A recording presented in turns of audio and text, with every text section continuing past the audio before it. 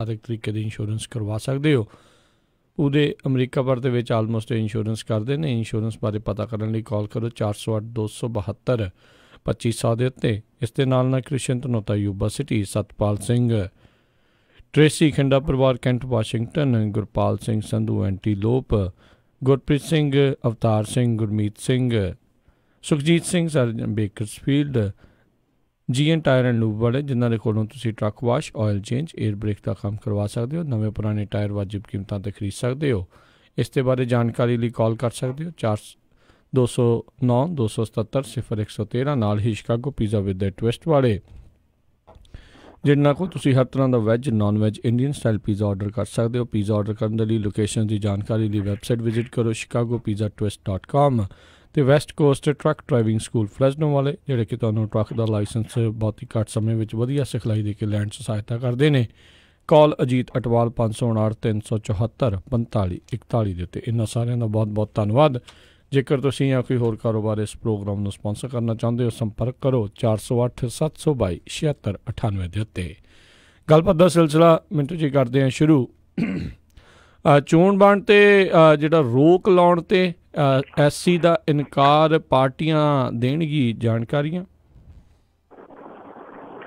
ਬਿਲਕੁਲ, ਦੇਖੋ ਜਿਹੜਾ ਇਹ ਇਲੈਕਟੋਰਲ ਬੌਂਡ ਹੈ, ਪਹਿਲਾਂ ਤਾਂ ਇਹਦੇ ਬਾਰੇ ਜਾਣਨਾ ਜ਼ਰੂਰੀ ਹੈ ਕਿ ਇਲੈਕਟੋਰਲ ਬੌਂਡ ਕੀ ਹੈ, ਕਿਉਂਕਿ ਜਦੋਂ ਇਹ ਲਿਆਂਦਾ ਗਿਆ ਸੀਗਾ ਉਦੋਂ ਵੀ ਇਹਦੇ ਬਾਰੇ ਇੱਕ ਵਿਵਾਦ ਛਿੜਿਆ ਸੀਗਾ। ਅਸਲ ਦੇ ਵਿੱਚ ਇਹਨਾਂ ਤੇ ਇਹ ਤਰਕ ਦਿੱਤਾ ਸੀਗਾ ਕਿ ਇਲੈਕਟੋਰਲ ਬੌਂਡ ਆਉਣ ਤੋਂ ਬਾਅਦ ਜੋ ਪਾਰਟੀਆਂ ਨੂੰ ਚੰਦਾ ਦਿੱਤਾ ਜਾਂਦਾ ਉਹਦੇ 'ਚ ਪਾਰਦਰਸ਼ਤਾ ਵਧੂਗੀ। ਪਰ ਇਹ ਇੱਕ ਇਸ ਤਰ੍ਹਾਂ ਦੀ ਪ੍ਰਣਾਲੀ ਸੀਗੀ ਜਿਹਦਾ ਕਾਰ ਵਿਹਾਰੀ ਜਿਹੜਾ ਉਹ ਸ਼ੱਕੀ ਜਾਪਦਾ ਸੀਗਾ। ਕਿਉਂਕਿ ਇਹ ਕਹਿੰਦੇ ਸੀਗੇ ਕਿ SBI ਦੀ ਕਿਸੇ ਵੀ ਬ੍ਰਾਂਚ ਤੋਂ ਤੁਸੀਂ ਇਲੈਕਟੋਰਲ ਬੌਂਡ ਲੈ ਸਕਦੇ ਹੋ। ਇਹ 1000 ਦਾ, 10,000 ਦਾ, ਲੱਖ ਦਾ, 10 ਲੱਖ ਦਾ, ਕਰੋੜ ਦਾ, 10 ਕਰੋੜ ਦਾ ਮਿਲ ਸਕਦਾ ਹੈ। ਤਾਂ ਏਦਾਂ ਇਹਨਾਂ ਨੇ ਇਲੈਕਟੋਰਲ ਬੌਂਡ ਦੀ ਕੀਮਤ ਰੱਖੀ ਸੀਗੀ। ਪਰ ਰੌਲਾ ਇਹ ਸੀਗਾ ਕਿ ਇਲੈਕਟੋਰਲ ਬੌਂਡ ਕੌਣ ਲੈ ਰਿਹਾ, ਕਿਹੜੀ ਕੰਪਨੀ ਖਰੀਦ ਰਹੀ ਹੈ ਔਰ ਕਿਹਨੂੰ ਦੇ ਰਹੀ ਹੈ, ਇਹਦੇ ਬਾਰੇ ਕੋਈ ਜਾਣਕਾਰੀ ਕਿਸੇ ਕੋਲ ਨਹੀਂ ਸੀ ਹੁੰਦੀ।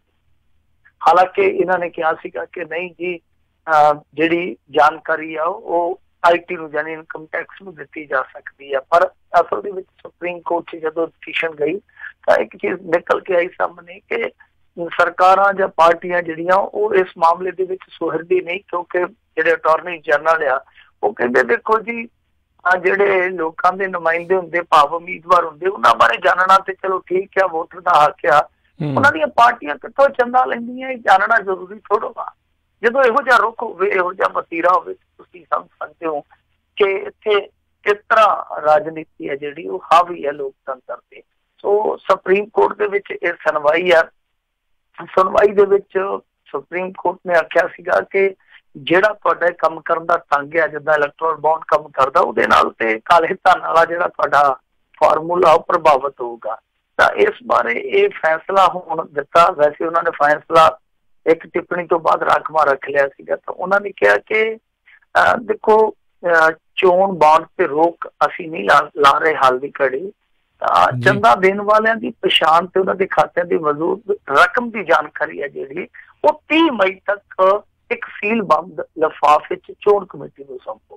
ਕਹਿਣਾ ਭਾਵੇਂ ਆ ਕਿ ਹਾਲ ਦੀ ਘੜੀ ਚੋਣ ਬੌਂਡ ਨੂੰ ਰੋਕਿਆ ਨਹੀਂ ਗਿਆ, ਪਰ ਜਿਹੜਾ 210 ਕਰੋੜ ਰੁਪਈਆ ਆਇਆ ਹੁਣ ਤੱਕ ਮੇਰੇ ਖਿਆਲ ਦੇ ਨਾਲ, ਜਦੋਂ ਦੇ ਇਲੈਕਟੋਰਲ ਬੌਂਡ ਹੋਇਆ ਸ਼ੁਰੂ, ਉਹਦੇ ਵਿੱਚ ਜਿਹੜਾ ਸਭ ਤੋਂ ਜ਼ਿਆਦਾ ਚੰਦਾ ਹੈ ਮੇਰੇ ਖਿਆਲ ਦੇ ਨਾਲ 200 ਕਰੋੜ ਦੇ ਕਰੀਬ ਉਹ ਭਾਰਤੀ ਜਨਤਾ ਪਾਰਟੀ ਨੂੰ ਆਇਆ। ਤਾਂ ਇਹਦੇ ਬਾਰੇ ਇੱਕ ਸੀਲਬੰਦ ਲਿਫਾਫੇ 'ਚ ਰਿਪੋਰਟ ਜ਼ਰੂਰ ਮੰਗ ਲਈ ਸੀ। ਸੋ ਇਹ ਵੱਡੀ ਗੱਲ ਆ।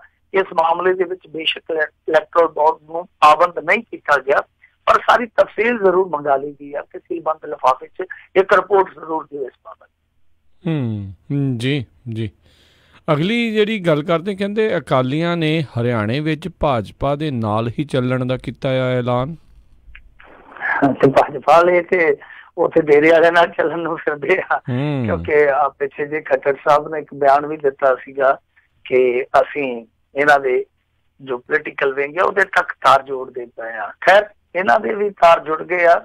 ਵੈਸੇ ਅਕਾਲੀ ਤੇ ਜ਼ੋਰ ਇਹੀ ਲਾਉਂਦੇ ਰਹੇ ਆ ਕਿ ਅਸੀਂ ਤੇ ਜੀ ਉੱਥੇ ਕੱਲਿਆਂ ਲੜਨਾ। ਸੁਖਬੀਰ ਸਿੰਘ ਬਾਦਲ ਤੇ ਉੱਥੇ ਰੈਲੀ ਵੀ ਕਰ ਆਇਆ। ਰੈਲੀ ਇੱਕ ਨੇ ਮੇਰੇ ਖਿਆਲ ਦੇ ਨਾਲ ਰੈਲੀਆਂ ਦਾ ਰੇਲਾ ਹੀ ਕਰ ਆਇਆ।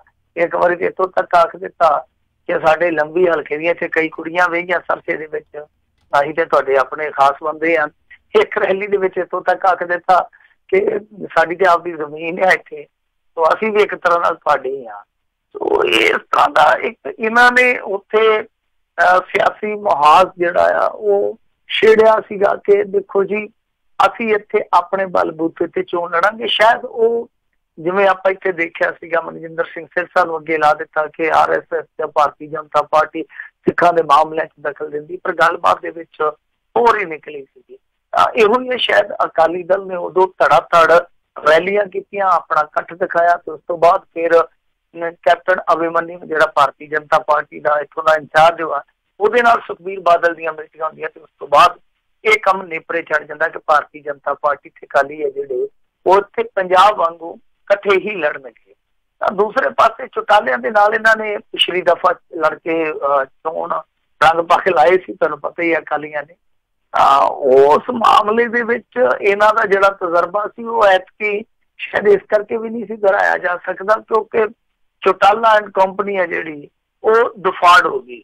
ਤਾਂ ਚੌਟਾਲੇ ਦੇ ਜਿਹੜੇ ਦੋਨੇ ਪੁੱਤਰ ਸੀਗੇ, ਜਿੱਦਾਂ ਚੌਟਾਲਾ ਬ੍ਰਦਰ ਅੱਡੋ ਅੱਡ ਹੋ ਗਏ ਸੀਗੇ ਕੁਰਸੀਆਂ ਕਰਕੇ, ਤਾਂ ਉਦਾਂ ਗਾਂ ਉਹਨਾਂ ਦੇ ਜਿਹੜੇ ਪੁੱਤਰ ਸੀਗੇ ਜਦੋਂ ਉਹ ਰਾਜਨੀਤੀ ਦੇ ਵਿੱਚ ਆਏ ਤੇ ਫਿਰ ਉਹ ਵੀ ਡਿਫਾਲਟ ਹੋ ਗਏ ਤੇ ਗਾਂ ਹੁਣ ਜਿਹੜੀ ਤੀਸਰੀ ਚੌਟਾਲਾ ਪੀੜ੍ਹੀ ਆ ਉਹ ਵੀ ਗਾਂ ਵੰਡੇ ਗਏ ਆ। ਤਾਂ ਕਹਿੰਦਾ ਭਾਵ ਕਿ ਚੌਟਾਲਾ ਫੈਮਿਲੀ ਹੈ ਜਿਹੜੀ ਉਹ ਜਿਵੇਂ ਅੱਗੇ ਸ਼ੁਰੂ ਤੋਂ ਹੀ ਹੁੰਦੀ ਆਈ ਆ। ਓਮ ਪ੍ਰਕਾਸ਼ ਚੌਟਾਲਾ ਨੇ ਵੀ ਆਪਣੇ ਭਰਾ ਨੂੰ ਖੁੱਡੇ ਲੈਣ ਲਾ ਕੇ ਕੁਰਸੀ ਖੋਈ ਸੀਗੀ।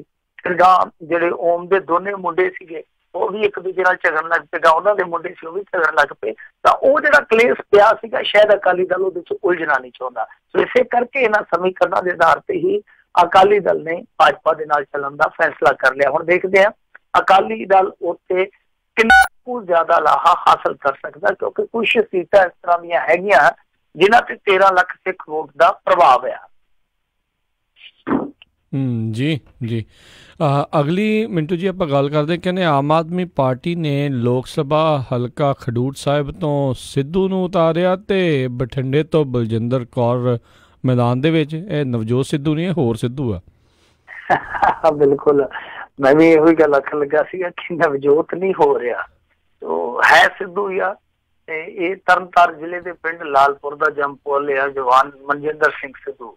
ਆਮ ਕਿਸਾਨ ਪਰਿਵਾਰ ਨਾਲ ਤਾਲੁਕ ਰੱਖਦਾ। ਵੈਸੇ ਆਮ ਘਰਾਂ ਚੋਂ ਐਤਕੀ ਘੱਟ ਹੀ ਉਮੀਦਵਾਰ ਨਿਕਲੇ ਆਮ ਆਦਮੀ ਪਾਰਟੀ ਦੇ ਕੋਟੇ ਚ, ਪਰ ਇਹ ਆਮ ਕਿਸਾਨ ਪਰਿਵਾਰ ਨਾਲ ਹੀ ਦੱਸਦੇ ਆ ਕਿ ਸੰਬੰਧ ਰੱਖਦਾ। ਨੌਜਵਾਨ 12ਵੀਂ ਜਮਾਤ ਪਾਸ ਆ, ਫਿਰ ਉਸ ਤੋਂ ਬਾਅਦ ਆਰਟ ਐਂਡ ਕਰਾਫਟ ਦਾ ਕੋਰਸ ਵੀ ਕੀਤਾ। ਬਾਅਦ ਚ ਕਹਿੰਦੇ ਆ ਕਿ ਫੌਜ ਚ ਭਰਤੀ ਹੋ ਗਿਆ, 5 ਸਾਲ ਦੀ ਦੇਸ਼ ਦੀ ਸੇਵਾ ਵੀ ਕੀਤੀ। ਬਾਅਦ ਦੇ ਵਿੱਚ ਘਰੇਲੂ ਕਾਰਨਾਂ ਕਰਕੇ ਸੇਵਾ ਮੁਕਤੀ ਲੈ ਲਈ ਤੇ ਅੱਜ ਕੱਲ ਰਾਜਨੀਤੀ ਦੇ ਵਿੱਚ ਕਿਸਮਤ ਅਜ਼ਮਾ ਰਹੇ ਆ। ਤੇ ਹੁਣ ਸਭ ਤੋਂ ਵੱਡੀ ਲੜਾਈ ਹੈ ਜਿਹੜੀ ਉਹ ਲੜਨ ਜਾ ਰਹੇ ਆ ਖਡੂਰ ਸਾਹਿਬ ਤੋਂ। ਤਾਂ ਖਡੂਰ ਸਾਹਿਬ ਦੀ ਤਸਵੀਰ ਤੁਹਾਡੇ ਸਾਹਮਣੇ ਬਿਲਕੁਲ ਸਾਫ਼ ਹੈ, ਸਪਸ਼ਟ ਆ ਕਿ PDA ਦੀ ਬੀਬੀ ਪਰਮਜੀਤ ਕੌਰ ਖਾਲੜਾ ਜੀ, ਅਕਾਲੀ ਦਲ ਟਕਸਾਲੀ ਦੇ ਜੇ ਸਿੰਘ ਜੀ, ਅਕਾਲੀ ਦਲ ਦੀ ਬੀਬੀ ਜਗੀਰ ਕੌਰ, ਕਾਂਗਰਸ ਦੇ ਜਸਵੀਰ ਸਿੰਘ ਗਿੱਲ ਉਰਫ ਡੇਂਪਾ ਤੇ ਉਸ ਤੋਂ ਇਲਾਵਾ ਹੁਣ ਆ ਗਿਆ ਮੈਦਾਨ ਦੇ ਵਿੱਚ ਮਨਜਿੰਦਰ ਸਿੰਘ ਸਿੱਧੂ। ਤਾਂ ਇਸ ਫੈਸਲੇ ਲਈ ਆਮ ਆਦਮੀ ਪਾਰਟੀ ਨੇ ਕਾਫੀ ਸਮਾਂ ਲਿਆ ਤੇ ਇਸ ਸਮੇਂ ਆਲੋਚਨਾ ਵੀ ਕਾਫੀ ਹੋ ਰਹੀ ਹੈ ਕਿ ਘੱਟੋ ਘੱਟ ਆਮ ਆਦਮੀ ਪਾਰਟੀ ਨੂੰ ਬੀਬੀ ਖਾਲੜਾ ਦੇ ਹੱਕ 'ਚ ਡਟਣਾ ਚਾਹੀਦਾ ਸੀ। ਖੈਰ ਇਹ ਉਹਨਾਂ ਦੀ ਆਪਣੀ ਰਣਨੀਤਿਕ ਫੈਸਲੇ ਦੀ ਇੱਕ ਵੰਨਗੀ ਹੈ ਜੋ ਅਸੀਂ ਦੇਖੀਏ, ਉਹ ਆਪਣਾ ਫੈਸਲਾ ਬਣਾਉਣ ਲਈ ਆਜ਼ਾਦ ਆ। ਤਾਂ ਦੂਸਰੀ ਤਰਫ ਜੇ ਆਪਾਂ ਦੇਖੀਏ ਇਹਨਾਂ ਦੇ ਉਮੀਦਵਾਰ ਪੂਰੇ ਪੰਜਾਬ ਦੇ ਵਿੱਚ ਹੁਣ ਤਕਰੀਬਨ ਸਾਫ਼ ਹੋ ਗਏ ਆ। ਸੰਗਰੂਰ ਤੋਂ ਭਗਵੰਤ ਮਾਨ, ਫਰੀਦਕੋਟ ਤੋਂ ਪ੍ਰੋਫੈਸਰ ਸਾਧੂ ਸਿੰਘ, ਅੰਮ੍ਰਿਤਸਰ ਤੋਂ ਕੁਲਦੀਪ ਸਿੰਘ ਧਾਲੀਵਾਲ, ਅਨੰਦਪੁਰ ਸਾਹਿਬ ਤੋਂ ਨਰਿੰਦਰ ਸਿੰਘ ਸ਼ੇਰਗਿੱਲ, ਬਠਿੰਡਾ ਤੋਂ ਆ ਗਈ ਆ ਬੀਬੀ ਬਲਜਿੰਦਰ ਕੌਰ। ਸੋ ਇਹ ਵੀ ਅੱਜ ਇੱਕ ਨਵਾਂ ਐਲਾਨ ਹੋਇਆ ਨਾਮ ਦਾ। ਪ੍ਰੋਫੈਸਰ ਬਲਜਿੰਦਰ ਕੌਰ ਜੀ ਬਠਿੰਡਾ ਤੋਂ ਮੈਦਾਨ 'ਚ ਉਤਰਨਗੇ। ਇਸ ਤੋਂ ਇਲਾਵਾ ਜਲੰਧਰ ਤੋਂ ਜਸਟਿਸ ਜ਼ੋਰਾ ਸਿੰਘ ਤੋਂ ਕਮਿਸ਼ਨ ਵਾਲੇ, ਹੁਸ਼ਿਆਰਪੁਰ ਤੋਂ ਡਾਕਟਰ ਰਵਜੋਤ ਸਿੰਘ, ਪਟਿਆਲਾ ਤੋਂ ਬੀਬੀ ਨੀਨਾ ਮਿੱਤਲ, ਫਿਰੋਜ਼ਪੁਰ ਤੋਂ ਹਰਜਿੰਦਰ ਸਿੰਘ ਕਾਕਾ ਸਰਾਜ ਜਿਹਨੂੰ ਕਹਿ ਦਿੰਦੇ ਆ, ਗੁਰਦਾਸਪੁਰ ਤੋਂ ਪੀਟਰ ਮਸੀਹ ਚੀਦਾ, ਫਤਿਹਗੜ੍ਹ ਸਾਹਿਬ ਤੋਂ ਬਲਜਿੰਦਰ ਸਿੰਘ ਚੌਂਦਾ ਤੇ ਖਡੂਰ ਸਾਹਿਬ ਤੋਂ ਜਿਵੇਂ ਮੈਂ ਤੁਹਾਨੂੰ ਕਿਹਾ ਮਨਜਿੰਦਰ ਸਿੰਘ ਸਿੱਧੂ ਉਮੀਦਵਾਰ ਹੋਣਗੇ। ਸੋ ਆਮ ਆਦਮੀ ਪਾਰਟੀ ਲਈ ਇਹ ਬਹੁਤ ਕਠਿਨ ਪ੍ਰੀਖਿਆ, ਜਿਵੇਂ ਆਪਾਂ ਅੱਗੇ ਵੀ ਵਿਚਾਰਦੇ ਹੁੰਦੇ, ਪਰ ਇਹਨਾਂ ਦੋਨਾਂ ਉਮੀਦਵਾਰਾਂ ਲਈ ਕਠਿਨ ਤੋਂ ਕਠਿਨ ਪ੍ਰੀਖਿਆ। ਖਾਸ ਤੌਰ ਤੇ ਪ੍ਰੋਫੈਸਰ ਬਲਜਿੰਦਰ ਕੌਰ ਦੇ ਸਾਹਮਣੇ ਸਭ ਤੋਂ ਵੱਡੀ ਰੁਕਾਵਟ ਤੇ ਸੁਖਪਾਲ ਸਿੰਘ ਖਹਿਰਾ। ਹਾਲਾਂਕਿ ਬੀਬੀ ਨੇ ਅੱਜ ਦਾਅਵਾ ਕੀਤਾ ਕਿ ਬਠਿੰਡਾ ਜ਼ਿਲ੍ਹੇ ਦੇ ਵਿੱਚ 5 ਸਾਡੇ MLA ਆ ਤੇ ਜਦੋਂ ਪੁੱਛਿਆ ਕਿ 5 'ਚ ਤੁਹਾਡੇ ਨਾਲ ਕਿੰਨੇ ਆ ਫਿਰ ਬੀਬੀ ਕਹਿੰਦੀ ਕਿ ਸਾਰੇ ਆਪਣੇ ਨਾਲ ਹੈ, ਕੋਈ ਨਹੀਂ ਜਿਤਾਉਣਗੇ, ਗੱਲ ਗੋਲਮੋਲ ਕਰ ਦਿੱਤੀ ਗਈ। ਤਾਂ ਇੱਥੇ ਸਭ ਤੋਂ ਵੱਡੀ ਟੱਕਰ ਤੇ ਮੇਰੇ ਖਿਆਲ ਦੇ ਨਾਲ ਸੁਖਪਾਲ ਖਹਿਰੇ ਨਾਲ ਹੀ ਆ, ਕਿਉਂਕਿ ਸਭ ਤੋਂ ਪਹਿਲਾਂ ਤੇ ਇਹ ਜਾਣਨਾ ਬਹੁਤ ਉਤਸੁਕਤਾ ਵਾਲਾ ਕੰਮ ਹੋਊਗਾ ਕਿ ਇਹਨਾਂ ਦੋਨਾਂ ਦੇ ਵਿੱਚੋਂ ਸਭ ਤੋਂ ਜ਼ਿਆਦਾ ਵੋਟਾਂ ਕੌਣ ਲਿਜਾਂਦਾ। ਸੋ ਪਹਿਲੀ ਲੜਾਈ ਇਹੋ ਹੀ ਵੇਖੀ ਜਾ ਸਕਦੀ ਹੈ। ਤਾਂ ਕੁੱਲ ਮਿਲਾ ਕੇ ਆਮ ਆਦਮੀ ਪਾਰਟੀ ਨੇ ਸਾਰਾ ਕੁਝ ਸਾਫ਼ ਕਰ ਦਿੱਤਾ। ਹੁਣ ਇਹ ਅੱਗੇ ਸੀਟਾਂ ਕਿੰਨੀਆਂ ਕੁ ਹੁੰਜ ਕੇ ਸਾਫ਼ ਕਰਦੇ ਆ, ਇਹ ਕਹਿਣਾ ਬੜਾ ਔਖਾ ਆ। ਜੀ ਜੀ ਬਿਲਕੁਲ, ਇਹ ਤਾਂ ਹਰ ਇੱਕ ਦੇ ਲਈ ਕਹਿਣਾ ਔਖਾ ਹੈ। ਕਿਤੇ ਤਰਕਾਉਣਾ ਹੈ, ਕਿਤੇ ਚੁਕਾਉਣਾ ਹੈ, ਤੇ ਕਿਤੇ 5 ਕੋਣਾ ਮੁਕਾਬਲੇ ਜਿਹੜੇ ਇਸ ਵਾਰੀ ਦੇਖਣ ਨੂੰ ਮਿਲਣਗੇ। ਸੋ ਕਿਹਨੂੰ ਕਿਹਦਾ ਫਾਇਦਾ, ਕਿਹਦੀਆਂ ਵੋਟਾਂ ਕੌਣ ਜ਼ਿਆਦਾ ਤੋੜੂਗਾ, ਇਹੀ ਦੇਖਣਾ ਦਿਲਚਸਪ ਰਹੇਗਾ। ਅਗਲੀ ਆਪਾਂ ਗੱਲ ਕਰਦੇ ਹਾਂ। ਮਿੰਟੂ ਜੀ ਕਹਿੰਦੇ ਘਰ ਵਾਲੀ ਦੀ ਸ਼ਿਕਾਇਤ ਤੇ ਪੁਲਿਸ ਨੇ ਹਿਰਾਸਤ ਦੇ ਵਿੱਚ ਲਿਆ ਪਤੀ, ਹਵਾਲਾਤ 'ਚ ਕੀਤੀ ਖੁਦਕੁਸ਼ੀ। ਦੇਖੋ ਆ ਨਾ 3-4 ਸਾਲਾਂ 'ਚ ਜਿੰਨੀਆਂ ਕੋ ਮੈਨੂੰ ਖਬਰਾਂ ਯਾਦ ਰਹਿੰਦੀਆਂ, ਜਿੰਨੀ ਕੋ ਮੇਰੀ ਤੁੱਛ ਬੁੱਧੀ ਆ ਮੈਂ 4-5ਵਾਂ ਮਾਮਲਾ ਪੜ੍ਹਦਾ ਪਿਆ, ਸੁਣਦਾ ਪਿਆ ਜਾਂ ਸੁਣਾਉਂਦਾ ਪਿਆ। 4-5ਵਾਂ ਮਾਮਲਾ ਆ 3-4 ਸਾਲਾਂ ਦੇ ਵਿੱਚ ਕਿ ਹਵਾਲਾਤ ਦੇ ਵਿੱਚ ਜਾਂ ਥਾਣੇ ਦੇ ਵਿੱਚ ਖੁਦਕੁਸ਼ੀ ਕਰ ਜਾਂਦੇ ਆ ਉਹ ਲੋਕ ਜਿਹੜੇ ਹਿਰਾਸਤ 'ਚ ਹੁੰਦੇ ਆ ਜਾਂ ਗ੍ਰਿਫਤਾਰ ਹੋਏ ਹੁੰਦੇ ਆ। ਇੱਥੋਂ ਤੱਕ ਕਿ ਇੱਕ ਵਾਰੀ ਇੱਕ ਹੋਮਗਾਰਡ ਜਵਾਨ ਦਾ ਮੁੰਡਾ ਜਿਹੜਾ ਥਾਣੇ ਦੇ ਵਿੱਚ ਗ੍ਰਿਫਤਾਰ ਸੀ, ਉਹ ਥਾਣੇ ਦੇ ਵਿੱਚ ਕੀਟਨਾਸ਼ਕ ਨਿਕਲ ਗਿਆ। ਉਦੋਂ ਵੀ ਬੜਾ ਵੱਡਾ ਸਵਾਲ ਪੈਦਾ ਹੋਇਆ ਸੀਗਾ ਕਿ ਆਖਿਰਕਾਰ ਜਦੋਂ ਕਿਸੇ ਬੰਦੀ ਨੂੰ ਹਵਾਲਾਤ 'ਚ ਬੰਦ ਕੀਤਾ ਜਾਂਦਾ, ਉਹਦੀ ਜਾਮਾ ਤਲਾਸ਼ੀ ਹੁੰਦੀ ਆ, ਤਾਂ ਤਲਾਸ਼ੀ ਲੈਣ ਵਾਲਾ ਕਿਤੇ ਨੇਤਰਹੀਨ ਵਿਅਕਤੀ ਤਾਂ ਨਹੀਂ ਸੀਗਾ ਜਿਹਨੂੰ ਕੀਟਨਾਸ਼ਕ ਦਾ ਪਤਾ ਨਹੀਂ ਲੱਗਿਆ। ਇੱਕ ਕੁੜੀ ਨੂੰ ਪੁੱਛਗਿੱਛ ਵਾਸਤੇ ਥਾਣੇ ਬੁਲਾਇਆ ਗਿਆ ਸੀ, ਉਹਨੇ ਵੀ ਇਸੇ ਤਰ੍ਹਾਂ ਥਾਣੇ 'ਚ ਮਾਨਸਾ ਜ਼ਿਲ੍ਹੇ ਦੀ ਸ਼ਾਇਦ ਘਟਨਾ ਸੀ, ਉਦੋਂ ਫਾਹ ਲੈ ਲਿਆ ਸੀਗਾ। ਇਸ ਤਰ੍ਹਾਂ ਦੀਆਂ ਬਹੁਤ ਸਾਰੀਆਂ ਘਟਨਾਵਾਂ ਨੇ। ਤਾਂ ਅੱਜ ਦੀ ਜਿਹੜੀ ਇਹ ਘਟਨਾ ਲਾਡੋਵਾਲ ਪੁਲਿਸ ਥਾਣੇ ਦੀ ਆ। ਉੱਥੇ ਦੱਸਦੇ ਆ ਕਿ ਕਿਸੇ ਪਤਨੀ ਨੇ ਆਪਣੇ ਪਤੀ ਦੇ ਖਿਲਾਫ ਸ਼ਿਕਾਇਤ ਦਿੱਤੀ ਸੀ। 37 ਕੁ ਵਰ੍ਹਿਆਂ ਦਾ ਸ਼ਾਇਦ ਉਹਦਾ ਪਤੀ ਸੀਗਾ, ਜਿਹਨੂੰ ਹਿਰਾਸਤ 'ਚ ਲਿਆ ਗਿਆ ਸੀਗਾ। ਬਾਅਦ 'ਚ ਦੱਸਦੇ ਆ ਕਿ ਉਹਨੇ ਫਾਹ ਲੈ ਲਿਆ ਥਾਣੇ ਦੇ ਵਿੱਚ, ਆਪਣੀ ਜੀਵਨ ਲੀਲਾ ਜਿਹੜੀ ਉਹ ਖਤਮ ਕਰ ਲਈ ਆ। ਤੇ ਹੁਣ ਤੇ ਚਲੋ ਉਹ ਜਿਹੜੀ ਪਤਨੀ ਉਹ ਕਹਿੰਦੀ ਆ ਕਿ ਮੈਂ ਤੈਨੂੰ ਸਬਕ ਸਿਖਾਉਣ ਵਾਸਤੇ ਪੁਲਿਸ ਦੇ ਹਵਾਲੇ ਕੀਤਾ ਸੀਗਾ ਤੇ ਇਹਨਾਂ ਨੇ ਉਹਦੀ ਮੌਤ ਦੇ ਹਵਾਲੇ ਕਰ ਦਿੱਤਾ। ਪਰ ਇਹ ਤਾਂ ਬਹੁਤ, ਮੈਂ ਕਹੂੰਗਾ ਕਿ ਅਣਗਹਿਲੀ ਵਾਲਾ ਹੀ ਨਹੀਂ, ਇਹ ਪੰਜਾਬ ਪੁਲਿਸ ਦੀ ਸਿਰੇ ਦੀ ਨਾਕਾਮ, ਮੈਂ ਬਹੁਤ ਘਟੀਆ ਹਮੇਸ਼ਾ ਕਾਰਜ ਪ੍ਰਣਾਲੀ ਆ ਕਿ ਇਹਨਾਂ ਦੇ ਕੋਲ ਬੰਦਾ ਜਿਹੜਾ ਉਹ ਮਰ ਜਾਂਦਾ ਹੈ, ਕਹਿ ਦਿੰਦੇ ਕਿ ਸਾਨੂੰ ਪਤਾ ਨਹੀਂ ਲੱਗਿਆ। ਔਰ ਮਰਦਾ ਕਿਉਂ ਆ? ਇਹ ਪੰਜਾਬ ਦੇ ਥਾਣਿਆਂ 'ਚ ਇਸ ਤਰ੍ਹਾਂ ਕਿਉਂ ਹੁੰਦਾ? ਬਾਹਰਲੇ ਮੁਲਕਾਂ 'ਚ ਕੀ ਥਾਣੇ ਨਹੀਂ ਹੈਗੇ? ਇੱਕ ਬਹੁਤ ਵੱਡਾ ਪ੍ਰਸ਼ਨ ਆ। ਸ਼ਾਇਦ ਤੰਗ ਇੰਨਾ ਕੀਤਾ ਜਾਂਦਾ ਕਿਉਂਕਿ ਪਹਿਲਾਂ ਇੱਕ ਤਾਂ ਬੰਦਾ ਦੁਖੀ ਹੈ ਕਿ ਘਰ ਵਾਲੀ ਕਿਸੇ ਨੂੰ ਗ੍ਰਿਫਤਾਰ ਕਰਾ ਦੇ ਵੀ ਜਾਂ ਹਿਰਾਸਤ 'ਚ ਦੇ ਦੇਵੇ, ਤਾਂ ਫਿਰ ਦੂਸਰਾ ਹੈ ਕਿ ਉੱਥੇ ਜਲੀਲ ਇੰਨਾ ਕੀਤਾ ਜਾਵੇ ਜਾਂ ਉਹਨੂੰ ਸ਼ਿਕਾਰ ਇੰਨਾ ਬਣਾਇਆ ਜਾਵੇ ਤਸ਼ੱਦਦ ਦਾ ਕਿ ਉਹ ਹਾਰ ਕੇ ਮੌਤ ਨੂੰ ਗੱਲ ਨਾ ਲੱਗੇ। ਐਸੀ ਕੋਈ ਨਾ ਕੋਈ ਚੀਜ਼ ਤੇ ਵਾਪਰਦੀ ਹੈ ਨਾ, ਜਾਂ ਨਿਮ ਤੇ ਮਰਨ ਨੂੰ ਕਿਸੇ ਦਾ ਕੀ ਨਹੀਂ ਕਰਦਾ। ਇਸ ਮਾਮਲੇ ਦੇ ਵਿੱਚ ਹੁਣ ਵੇਖਣਾ ਇਹ ਪਊਗਾ ਕਿ ਕਿਹੜੀਆਂ ਪਰਿਸਥਿਤੀਆਂ ਰਹੀਆਂ ਨੇ ਉੱਥੇ ਜੋ ਮੌਤ ਨੂੰ ਗੱਲ ਨਾਲ ਲਾਇਆ ਕਿ ਵਿਅਕਤੀ ਨੇ। ਪਰ ਇਹਦੇ ਵਿੱਚ ਮੇਰੇ ਖਿਆਲ ਦੇ ਨਾਲ ਜਿੰਨੇ ਡਿਊਟੀ ਤੇ ਸੀਗੇ ਪੁਲਿਸ ਕਰਮਚਾਰੀ ਜਾਂ ਅਧਿਕਾਰੀ, ਉਹਨਾਂ ਸਾਰਿਆਂ ਨੂੰ ਮੂੜਨਾ ਚਾਹੀਦਾ। ਪਹਿਲੀ ਗੱਲ ਤੇ ਇਹ ਆ ਕਿ ਇਹ ਇੱਕ ਬੜੀ ਅਲੱਗ ਜੀ ਇੱਥੇ ਰਵਾਇਤ ਚੱਲਦੀ ਆ, ਜੇ ਤੇ ਤੁਸੀਂ ਲੁੱਟੇ ਪੁੱਟੇ ਗਏ ਤੇ ਮਾਤੜ ਬੰਦੇ ਤੁਹਾਡੀ ਕੋਈ ਸੁਣਵਾਈ ਨਹੀਂ ਕਰਦਾ, ਪਰਚਾ ਵੀ ਚਾਹੇ ਦਰਜ ਕਰਵਾ ਲਓ, ਪੁਲਿਸ ਆਉਂਦੀ ਹੋਈ ਨਹੀਂ। ਤੇ ਜੇ ਕਿਤੇ ਉੱਥੇ ਕਿਸੇ ਨੇ ਮਾੜਾ ਜਿਹਾ ਜਾ ਕੇ ਕਹਿ ਦਿੱਤਾ ਕਿ ਮੈਂ ਫਲਾਣੇ ਦਾ ਕੁਛ ਲੱਗਦਾ ਵਾ ਤੇ ਆਹ ਫਲਾਣੇ ਦਾ ਫੋਨ ਨੰਬਰ ਹੈ ਤੇ ਫਲਾਣੇ ਨਾਲ ਗੱਲ ਕਰ ਲਓ, ਫਿਰ ਸ਼ਿਕਾਇਤ ਦਰਜ ਕੀਤਿਆਂ ਤੋਂ ਬਿਨਾਂ ਵੀ ਬੰਦਾ ਚੁੱਕ ਲਿਆਉਂਦੇ। ਕਈ ਵਾਰ ਪਰਚਾ ਦਰਜ ਹੋਇਆ ਹੁੰਦਾ, ਬੰਦਾ ਨਹੀਂ ਚੁੱਕਿਆ ਜਾਂਦਾ, ਪਰ ਕਈ ਵਾਰ ਬਿਨਾਂ ਗੱਲ ਤੋਂ ਹੀ ਬੰਦਾ ਚੁੱਕ ਕੇ ਤੇ ਥਾਣੇ ਲਿਆ ਕੇ ਇਹ ਬੰਦ ਕਰ ਦਿੰਦੇ ਆ। ਇਹ ਬਹੁਤ ਸਾਰੀਆਂ ਚੀਜ਼ਾਂ ਨੇ ਜਿਨ੍ਹਾਂ ਦੇ ਵਿੱਚ ਰਿਫਾਰਮਸ ਦੀ ਜ਼ਰੂਰਤ ਹੈ। ਮੈਂ ਹਮੇਸ਼ਾ ਕਹਿੰਦਾ ਕਿ ਪੁਲਿਸ ਲਈ ਵੀ ਰਿਫਾਰਮਸ ਬਹੁਤ ਜ਼ਰੂਰੀ ਹੈ, ਪਰ ਪੁਲਿਸ ਦੀ ਡਿਊਟੀ ਵਾਸਤੇ ਵੀ ਰਿਫਾਰਮਸ ਬਹੁਤ ਜ਼ਰੂਰੀ ਆ। ਇਹ ਰਿਫਾਰਮਸ ਕਦੋਂ ਹੋਣਗੇ ਵੇਖਣਾ ਪਊਗਾ। ਪਰ ਬੜੀ ਸਨਸਨੀਖੇਜ਼ ਘਟਨਾ, ਵਿਰਾਸਤੀ ਮੌਤਾਂ ਦੀ ਆਪਣੀ ਹਿਸਟਰੀ ਹੈ ਇੰਡੀਆ ਦੀ, ਪਰ ਪੰਜਾਬ ਦੀ ਉਹਦੇ ਵਿੱਚ ਕਿਤੇ ਜ਼ਿਆਦਾ ਮਾੜੀ ਹਿਸਟਰੀ ਹੈ। ਜੀ ਜੀ, ਅਗਲੀ ਗੱਲ ਕਰਦੇ ਪੰਜਾਬ ਮੁੱਖ ਮੰਤਰੀ ਅਮਰਿੰਦਰ ਸਿੰਘ ਦੇ ਜਿਹੜੇ ਮੀਡੀਆ ਸਲਾਹਕਾਰ ਰਵੀਨ ਠਕੁਰਾਲ ਨੇ ਅਸਤੀਫਾ ਦਿੱਤਾ ਆ। ਇਹ ਤੇ ਇਸੇ ਕਰਕੇ ਬਹਿ ਕੇ ਨਿਕਲ ਗਏ ਆ ਕਿਉਂਕਿ ਇਹਨਾਂ ਦੀ ਸ਼ਿਕਾਇਤ ਹੋਈ। ਆਪਾਂ ਕੱਲ ਦੇ ਪ੍ਰੋਗਰਾਮ 'ਚ ਵੀ ਸ਼ਾਇਦ ਵਿਚਾਰੀ ਸੀਗੀ ਜਿਹਦੇ ਵਿੱਚ ਇਹਨਾਂ ਦੀ ਔਰ ਇਸ ਤੋਂ ਇਲਾਵਾ ਇੱਕ DPRO ਦੀ, ਇੱਕ APRO ਦੀ ਸ਼ਿਕਾਇਤ ਹੋਈ ਸੀਗੀ। ਇਹਨਾਂ 3 ਜਣਿਆਂ ਦੀ ਸ਼ਿਕਾਇਤ ਕੀਤੀ ਸੀ। ਤੇ ਮੈਂ ਤੁਹਾਨੂੰ ਕਿਹਾ ਸੀਗਾ ਕਿ ਜਿਸ ਤਰੀਕੇ ਨਾਲ ਚੋਣ ਕਮਿਸ਼ਨ ਦਾ ਡੰਗ ਚੱਲਦਾ ਪਿਆ ਅਕਾਲੀ ਦਲ ਦੀ ਸ਼ਿਕਾਇਤ ਤੇ ਹੋ ਸਕਦਾ ਕਿ ਇੱਧਰ ਵੀ ਹਿਲਜੁਲ ਹੋ ਜਾਵੇ ਤੇ ਵਾਕਈ ਉਹੀ ਕੁਛ ਹੋਇਆ, ਇਹਨਾਂ ਨੇ ਆਪ ਹੀ ਅਸਤੀਫਾ ਦੇ ਦਿੱਤਾ ਵਾ। ਤਾਂ ਅਸਤੀਫਾ ਇਹਨਾਂ ਨੇ ਆਪਣੀ ਅਧਿਕਾਰ ਪੋਸਟ ਤੋਂ ਦਿੱਤਾ ਤਾਂ ਕਿ ਚੋਣ ਦੌਰਾਨ ਕੈਪਟਨ ਅਮਰਿੰਦਰ ਸਿੰਘ ਦੇ ਮੀਡੀਆ ਸਲਾਹਕਾਰ ਵਜੋਂ ਇਹ ਕੰਮ ਕਰਦੇ ਰਹਿਣ। ਇਹਨਾਂ ਨੇ ਪੁਸ਼ਟੀ ਕਰ ਦਿੱਤੀ ਹੈ, ਨਿਊਜ਼ 18 ਨੇ ਹੁਣ ਇਹ ਖਬਰ ਸ਼ਾਇਦ ਕੀਤੀ ਆ, ਉਹ ਕਹਿੰਦੇ ਆ ਕਿ ਸਾਡੇ ਕੋਲ ਪੁਸ਼ਟੀ ਕਰ ਦਿੱਤੀ ਹੈ ਠਕਰਾਲ ਸਾਹਿਬ ਨੇ ਕਿ ਆਪਾਂ ਅਸਤੀਫਾ ਦਿੱਤਾ, ਜਾਨੀ ਅਧਿਕਾਰਤ ਪੋਸਟ ਸੀਗੀ ਜਿਹੜੀ ਉਹਦੇ ਤੋਂ ਖੜਾ ਛਡਾ ਲਿਆ, ਪਰ ਕੈਪਟਨ ਨੂੰ ਕਹਿੰਦੇ ਕਿ ਖੜਾ ਤੇਰਾ ਨਹੀਂ ਉਹ ਛੱਡਣਾ, ਭਾਵੇਂ ਲੱਗ ਜਾਣਾ ਹੱਥ ਖੜੀਆਂ ਹੁੰਦੇ। ਮਿੰਦਰਖੀਆ ਦਾ ਗਾਣਾ ਸੀਗਾ ਨਾ ਕਿ ਉਹ ਕਹਿੰਦੇ ਕਿ ਕੈਪਟਨ ਅਮਰਿੰਦਰ ਸਿੰਘ ਦੀ ਸੇਵਾ ਜ਼ਰੂਰ ਕਰਨੀ ਹੈ, ਪਰ ਇਹ ਸੇਵਾ ਨਹੀਂ, ਇਹ ਮੇਵੇ ਦੀ ਗੱਲ ਹੁੰਦੀ ਹੈ, ਕਿਉਂਕਿ ਇਸ ਤਰ੍ਹਾਂ ਭਰਿਆ ਭਰਾਇਆ ਮੇਲਾ ਛੱਡ ਕੇ ਜਾਣ ਨੂੰ ਕਿਹਦਾ ਜੀ ਕਰਦਾ ਹੈ।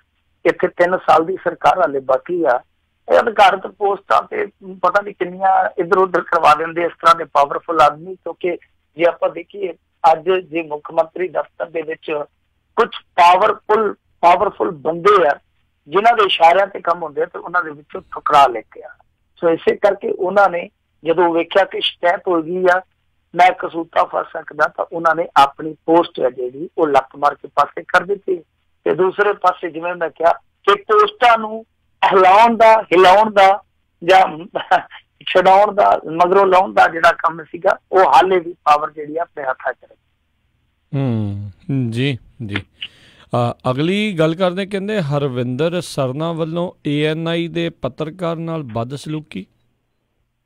ਇਹ ਦੇਖੋ ਦੋਨੇ ਭਰਾ ਹੀ ਬੜੇ ਬਦਤਮੀਜ਼ ਆ ਇਸ ਗੱਲੋਂ, ਤਾਂ ਇਹ ਪਤਾ ਨਹੀਂ ਕਿਉਂ ਸਮਝਦੇ ਨਹੀਂ ਹੈ ਕਿ ਜਿੰਨੀ ਵਡੇਰੀ ਇਹਨਾਂ ਦੀ ਉਮਰ ਆ ਉਸ ਹਿਸਾਬ ਕਿਤਾਬ ਦੇ ਕੰਮ ਇਹਨਾਂ ਦੇ ਕਿਉਂ ਨਹੀਂ ਹੈ। ਸੋ ਹਰਵਿੰਦਰ ਸਿੰਘ ਸਰਨਾ ਨੇ ਇੱਕ ਮੀਡੀਆ ਕਰਮਚਾਰੀ ਦੇ ਨਾਲ ਬਦਸਲੂਕੀ ਕੀਤੀ ਹੈ। ANI ਏਜੰਸੀ ਜਿਹੜੀ ਆ ਬਹੁਤ ਵੱਡੀ ਨਿਊਜ਼ ਏਜੰਸੀ ਹੈ, ਤੁਹਾਨੂੰ ਸਾਰਿਆਂ ਨੂੰ ਪਤਾ ਹੀ ਆ। ਦੱਸਦੇ ਆ ਕਿ ਇਹਨਾਂ ਦੇ ਘਰੇ ਗਏ ਸੀਗੇ ਜਦੋਂ ਕੋਈ ਬਾਈਟ ਲੈ ਰਹੇ ਸੀਗੇ ਤੇ ਯਕਦਮ ਇੱਕ ਸਵਾਲ ਤੇ ਭੜਕੇ ਆ, ਤੇ ਫਿਰ ਜੋ ਇਹਨਾਂ ਨੇ ਕੀਤਾ ਉਹਦੀ ਇੱਕ ਵੀਡੀਓ ਇੱਥੇ ਪਈ ਆ, ਵਾਇਰਲ ਹੋਈ। ਉਹ ਤੁਸੀਂ ਵੇਖ ਸਕਦੇ ਹੋ ਕਿ ਕਿਸ ਤਰ੍ਹਾਂ ਬਜ਼ੁਰਗ ਬੰਦਾ ਜਿਹੜਾ ਉਹ ਸਾਰੀਆਂ ਹੱਦਾਂ ਤੋੜ ਕੇ ਤੇ ਉਹਨਾਂ ਦੇ ਕੈਮਰੇ ਕੁਮਰੇ ਖੋਣ ਤੱਕ ਪੈਂਦਾ, ਇੱਥੋਂ ਤੱਕ ਕਹਿੰਦਾ ਕਿ ਬਿਨਾਂ ਪਰਮਿਸ਼ਨ ਦੇ ਤੁਸੀਂ ਇੱਥੇ ਮੇਰੀ ਪ੍ਰਾਪਰਟੀ 'ਚ ਦਾਖਲ ਹੋਏ ਹੋ। ਉਹ ਕਾਫੀ ਤਕਲੁਕੀ ਹੁੰਦੀ, ਕਾਫੀ ਤਲਖਲਾਮੀ ਹੁੰਦੀ ਹੈ ਉਸ ਵੀਡੀਓ ਦੇ ਵਿੱਚ। ਕੁਛ ਲੋਕ ਬਚਾਅ ਕਰ ਰਹੇ ਸਰਨਾ ਦਾ ਕਿ ਨਹੀਂ ਜੀ ਇਹ ਠੀਕ ਨੇ ਆਪਣੀ ਜਗ੍ਹਾ ਤੇ, ਪੱਤਰਕਾਰ ਗਲਤ ਆ, ਪਰ ਜੋ ਵੀ ਆ ਇੱਕ ਜ਼ਿੰਮੇਦਾਰ ਬੰਦਾ, ਮੋਤਬਰ ਬੰਦਾ ਜਿਹੜਾ ਉਹ ਇਸ ਤਰ੍ਹਾਂ ਆਪੇ ਤੋਂ ਬਾਹਰ ਹੋ ਜਾਵੇ ਠੀਕ ਨਹੀਂ ਹੈ। ਹਾਂ, ਜੇ ਤੁਹਾਡੀ ਨਿੱਜੀ ਜਾਇਦਾਦ ਦੇ ਵਿੱਚ ਕੋਈ ਬਿਨਾਂ ਪਰਮਿਸ਼ਨ ਤੋਂ ਆਇਆ, ਤੁਸੀਂ ਉਹਦੇ ਵਾਸਤੇ ਪੁਲਿਸ ਕਾਲ ਕਰ ਸਕਦੇ ਹੋ ਕਿ ਭਾਈ ਸਾਨੂੰ ਇਹ ਬੰਦਾ ਜਿਹੜਾ ਉਹ ਤੰਗ ਕਰਦਾ ਪਿਆ। ਔਰ ਵੈਸੇ ਵੀ ਗੇਟ ਤੇ ਇਹਨਾਂ ਦੀ ਸਿਕਿਉਰਿਟੀ ਹੁੰਦੀ ਆ। ਪਹਿਲੀ ਗੱਲ ਤੇ ਇਹ ਆ ਸਿਕਿਉਰਿਟੀ ਤੋਂ ਪੁੱਛਣ ਕਿ ਵਿਦਆਊਟ ਪਰਮਿਸ਼ਨ ਕੋਈ ਬੰਦਾ, ਕੋਈ ਮੀਡੀਆ ਕਰਮਚਾਰੀ ਤੁਹਾਡੇ ਘਰ ਦੇ ਵਿੱਚ ਦਾਖਲ ਕਿਵੇਂ ਹੋ ਗਿਆ। ਦੂਜੀ ਗੱਲ ਇਹ ਕਿ ਜੇ ਤੁਸੀਂ ਕਿਸੇ ਸਵਾਲ ਨੂੰ ਟਾਲਣਾ ਤੇ ਨੋ ਕਮੈਂਟ ਤੁਹਾਡੇ ਕੋਲ ਬਿਹਤਰ ਵਿਕਲਪ ਆ, ਬਿਹਤਰ ਬਦਲ ਆ, ਤੁਸੀਂ ਉਸ ਨੂੰ ਇਸਤੇਮਾਲ ਕਰ ਲਓ। ਇੱਥੋਂ ਤੱਕ ਪਹੁੰਚਣਾ ਮੇਰੇ ਖਿਆਲ ਦੇ ਨਾਲ ਠੀਕ ਨਹੀਂ, ਪਰ ਸਾਰਿਆਂ ਦਾ ਹਾਲ ਇਸੇ ਤਰ੍ਹਾਂ ਦਾ ਹੀ ਆ। ਪਿੱਛੇ ਜੇ ਇਹਨਾਂ ਦੇ ਵਿੱਚੋਂ ਇੱਕ ਨੇ 84 ਕਤਲੇਆਮ ਪੀੜਤ ਨੂੰ ਜਿਹੜੀ ਗਾਲ ਵਾਹੀ ਸੀਗੀ ਉਹ ਆਪਾਂ ਸਭ ਨੇ ਦੇਖੀ ਸੀ, ਸ਼ਾਇਦ ਸਾਰੇ ਸੋਹਣੀ ਹੋਣੀ ਆ। ਇਹ ਸਾਰੀਆਂ ਚੀਜ਼ਾਂ ਜਿਹੜੀਆਂ ਮੇਰੇ ਖਿਆਲ ਦੇ ਨਾਲ ਠੀਕ ਨਹੀਂ ਹੈ ਕੁੱਲ ਮਿਲਾ ਕੇ ਮੋਤਬਰ ਬੰਦੇ ਵਾਸਤੇ। ਪਰ ਇਹ ਜਿਹੜਾ ਦੱਸਦੇ ਕਿ ਗੁੱਸਾ ਉਬਲਿਆ ਸਰਨਾ ਸਾਹਿਬ ਦਾ, ਇਸ ਕਰਕੇ ਉਬਲਿਆ ਕਿਉਂਕਿ ਪਾਕਿਸਤਾਨ ਦੇ ਹਾਈ ਕਮਿਸ਼ਨਰ ਸੁਹੇਲ ਮਹਿਮੂਦ ਦੀ ਵਿਦਾਇਗੀ ਦਾ ਇੱਕ ਸਮਾਗਮ ਸੀਗਾ ਤੇ ਇਹ ਸਰਨਾ ਸਾਹਿਬ ਸੀਗੇ ਜਿਹੜੇ ਉਹਦੇ ਵਿੱਚ ਸ਼ਿਰਕਤ ਕਰਨ ਪੁੱਜੇ ਸੀ। ਤਾਂ ਇਸੇ ਕਰਕੇ ਜਦੋਂ ਪੱਤਰਕਾਰ ਨੇ ਸਵਾਲ ਕੀਤਾ ਕਿ ਤੁਸੀਂ ਉੱਥੇ ਕਿਵੇਂ ਗਏ ਸੀ, ਤੇ ਉੱਥੋਂ ਫਿਰ ਇਹਨਾਂ ਦੇ ਗੁੱਸੇ ਵਾਲਾ ਜਿਹੜਾ ਭਾਂਬੜ ਸੀਗਾ ਉਹ ਲੱਟ ਮਚ ਉੱਠਿਆ। ਜੀ ਜੀ ਜੀ ਅਗਲੀ ਗੱਲ ਕਰਦੇ, ਕਹਿੰਦੇ ਹੁਣ ਬੋਰਡ ਦੀਆਂ ਪੁਸਤਕਾਂ ਵਿੱਚ ਗੁਰਬਾਣੀ ਦੇ ਗਲਤ ਉਚਾਰਨ ਦਾ ਮਾਮਲਾ ਗਰਮਾਇਆ ਆ। ਦੇਖੋ ਇਹ ਤੇ ਬੜੀ ਹੈਰਾਨਗੀ ਵਾਲੀ ਗੱਲ ਆ ਕਿ ਹਰੇਕ 4 ਮਹੀਨੇ 5 ਮਹੀਨੇ ਇਸ ਤਰ੍ਹਾਂ ਦਾ ਇੱਕ ਵਿਵਾਦ ਸਾਡੇ ਸਾਹਮਣੇ ਆ ਜਾਂਦਾ। ਔਰ ਕਮਾਲ ਦੀ ਗੱਲ ਇਹ ਆ ਕਿ ਇੱਕ ਵਿਵਾਦ ਪਿੱਛੇ ਛੁੱਟਦਾ, ਦੂਸਰਾ ਉਸ ਤੋਂ ਵੱਡਾ ਹੋ ਜਾਂਦਾ। ਤਾਂ ਹੁਣ ਇਹ ਮਾਮਲਾ ਜੁੜਿਆ ਵਾ 10ਵੀਂ ਦੀ ਇੱਕ ਸਾਹਿਤ ਮਾਲਾ ਨਾਂ ਦੀ ਪੁਸਤਕ ਹੈ ਜਿਹਦੇ ਵਿੱਚ ਆਸਾ ਦੀ ਵਾਰ ਦੀਆਂ ਤੁਕਾਂ ਜਿਹੜੀਆਂ ਉਹ ਗਲਤ ਛਾਪੀਆਂ ਗਈਆਂ, ਯਾਨੀ ਉਹਨਾਂ ਦਾ ਉਚਾਰਨ ਜਿਹੜਾ ਉਹ ਠੀਕ ਢੰਗ ਦੇ ਨਾਲ ਨਹੀਂ ਕੀਤਾ ਗਿਆ। ਤਾਂ ਇਹਦੇ ਬਾਬਤ ਇੱਕ ਅਖਬਾਰ ਤੇ ਜਦੋਂ ਇਹ ਮੁੱਦਾ ਉੱਠਿਆ ਸੀ ਉਸ ਤੋਂ ਬਾਅਦ ਚੇਅਰਮੈਨ ਮਨੋਹਰ ਕਾਂਤ ਕਲੋਹੀਆ ਨੇ ਉਚੇਚੀ ਸਮੀਖਿਆ ਦੇ ਹੁਕਮ ਦਿੱਤੇ ਆ। ਤਾਂ ਮੈਂ ਤੇ ਇੱਕੋ ਸਵਾਲ ਕਰਦਾ ਵਾਂ ਕਿ ਹੁਣ ਤੁਸੀਂ ਉਚੇਚੀ ਸਮੀਖਿਆ ਦੇ ਹੁਕਮ ਦੇਣ ਦੇ, ਇਹਦਾ ਮਤਲਬ ਇਹ ਆ ਕਿ ਜਦੋਂ ਪੁਸਤਕਾਂ ਛਾਪੀਆਂ ਸੰਪਾਦਨਾ ਹੋਈ ਕਿ ਉਦੋਂ ਸਮੀਖਿਆ ਨਹੀਂ ਸੀ ਕੀਤੀ ਗਈ, ਤੇ ਜੇ ਉਦੋਂ ਸਮੀਖਿਆ ਕੀਤੀ ਗਈ ਸੀ ਤੇ ਉਹ ਸਮੀਖਿਆ ਕਿਹੋ ਜਿਹੇ ਲੋਕਾਂ ਨੇ ਕੀਤੀ ਸੀ। ਉਹਨਾਂ ਦੇ ਅੱਖਾਂ ਨਹੀਂ ਸੀ ਹੈਗੀਆਂ, ਉਹਨਾਂ ਨੂੰ ਪਤਾ ਨਹੀਂ ਸੀਗਾ ਕਿ ਸਮੀਖਿਆ ਜਿਹੜੀ ਉਹ ਅਸੀਂ ਕਰ ਰਹੇ ਹਾਂ ਤੇ ਉਹ ਗਲਤ, ਸਮੀਖਿਆ ਵੀ ਗਲਤ ਆ, ਯਾਨੀ ਛਪਾਈ ਤੇ ਗਲਤ ਹੈ ਹੀ ਹੈ, ਇਹਦੇ ਵਿੱਚ ਸਮੀਖਿਆ ਦੀ ਵੀ ਗਲਤੀ ਹੈ। ਤੇ ਉਹ ਸਮੀਖਿਅਕ ਹੋਣ ਜਿਹੜੇ ਆਗਾਹ ਹੋਣਗੇ, ਉਹ ਸੁਚੱਜੇ ਹੋਣਗੇ, ਉਹ ਇਹਨਾਂ ਦੇ ਨਾਲੋਂ ਜ਼ਿਆਦਾ ਦੂਰ ਅੰਦੇਸ਼ਤਾ ਰੱਖਦੇ ਹੋਣਗੇ, ਜ਼ਿਆਦਾ ਬੌਧਿਕ ਪੱਧਰ ਰੱਖਦੇ ਹੋਣਗੇ, ਦੀ ਕੋਈ ਗਰੰਟੀ ਨਹੀਂ ਲੈ ਸਕਦੇ ਆਪਾਂ, ਕਿਉਂਕਿ ਵਿਵਾਦ ਇੱਕ ਵਾਰੀ ਠੀਕ ਹੋ ਕੇ ਫਿਰ ਵਿਵਾਦਤ ਹੁੰਦੇ ਆਪਾਂ ਦੇਖੇ ਆ। ਇਤਿਹਾਸ ਦੀ ਪੁਸਤਕ ਦਾ ਇੱਕ ਉਦਾਹਰਨ ਆਪਣੇ ਕੋਲ ਹੈ, ਜਿਹੜੀ ਕਿ ਪਿਛਲੇ ਬਾਰੇ ਬਹੁਤ ਚਰਚਿਤ ਰਹੀ ਸੀ। ਤਾਂ ਇਸ ਤੋਂ ਇਲਾਵਾ ਜੇ ਆਪਾਂ ਦੇਖੀਏ ਹਾਲ ਦੀ ਘੜੀ, ਇਹ ਜਿਸ ਤਰੀਕੇ ਦੇ ਨਾਲ ਇਸ ਤਰ੍ਹਾਂ ਦੀਆਂ ਚੀਜ਼ਾਂ ਵਿਵਾਦਤ ਹੋ ਨਿਬੜਦੀਆਂ, ਉਹਨਾਂ ਦੇ ਵਿੱਚ ਇਹ ਕਰਦੇ ਕੀ ਆ? ਤਾਂ ਸਭ ਤੋਂ ਵੱਡੀ ਉਦਾਹਰਨ ਸਾਡੇ ਸਾਹਮਣੇ ਮਹਾਨ ਕੋਸ਼ ਦੀ ਆ। ਮਹਾਨ ਕੋਸ਼ ਦੀ ਛਪਾਈ ਇਹਨਾਂ ਨੇ ਮੇਰੇ ਖਿਆਲ ਦੇ ਨਾਲ 3 ਭਾਸ਼ਾਵਾਂ 'ਚ ਕਰਾਈ ਸੀ, ਜਿਹਦੇ ਲਈ ਕਰੋੜਾਂ ਰੁਪਈਆ ਸੰਗਤ ਦਾ ਜਾਂ ਕਹਿ ਲਓ ਲੋਕਾਂ ਦਾ ਡੋਬ ਦਿੱਤਾ ਗਿਆ। ਤਾਂ ਉਹ ਜਿਹੜੇ ਮਹਾਨ ਕੋਸ਼ ਦੇ ਸੰਪਾਦਕ ਸੀਗੇ ਜਾਂ ਪ੍ਰੂਫ ਰੀਡਰ ਸੀਗੇ, ਉਹ ਇੱਕ ਪੰਨੇ ਦਾ 400 ਰੁਪਈਆ 500 ਰੁਪਈਆ ਵਸੂਲਦੇ ਰਹੇ। ਮੇਰੇ ਕਹਿਣ ਦਾ ਭਾਵ ਇਹ ਆ ਕਿ ਜਿਹੜੇ ਇਸ ਤਰ੍ਹਾਂ ਦੀਆਂ, ਚਾਹੇ ਉਹ ਬੋਰਡ ਦੀਆਂ ਪੁਸਤਕਾਂ ਹੋਣ, ਚਾਹੇ ਯੂਨੀਵਰਸਿਟੀ ਦੀਆਂ ਪੁਸਤਕਾਂ ਹੋਣ, ਜੋ ਪ੍ਰੂਫ ਰੀਡਿੰਗ ਕਰਦੇ, ਸੰਪਾਦਨਾ ਕਰਦੇ ਆ, ਉਹ ਉਹਦੇ ਬਦਲੇ ਮੋਟਾ ਪੈਸਾ ਵੀ ਲੈਂਦੇ ਹੋਣਗੇ।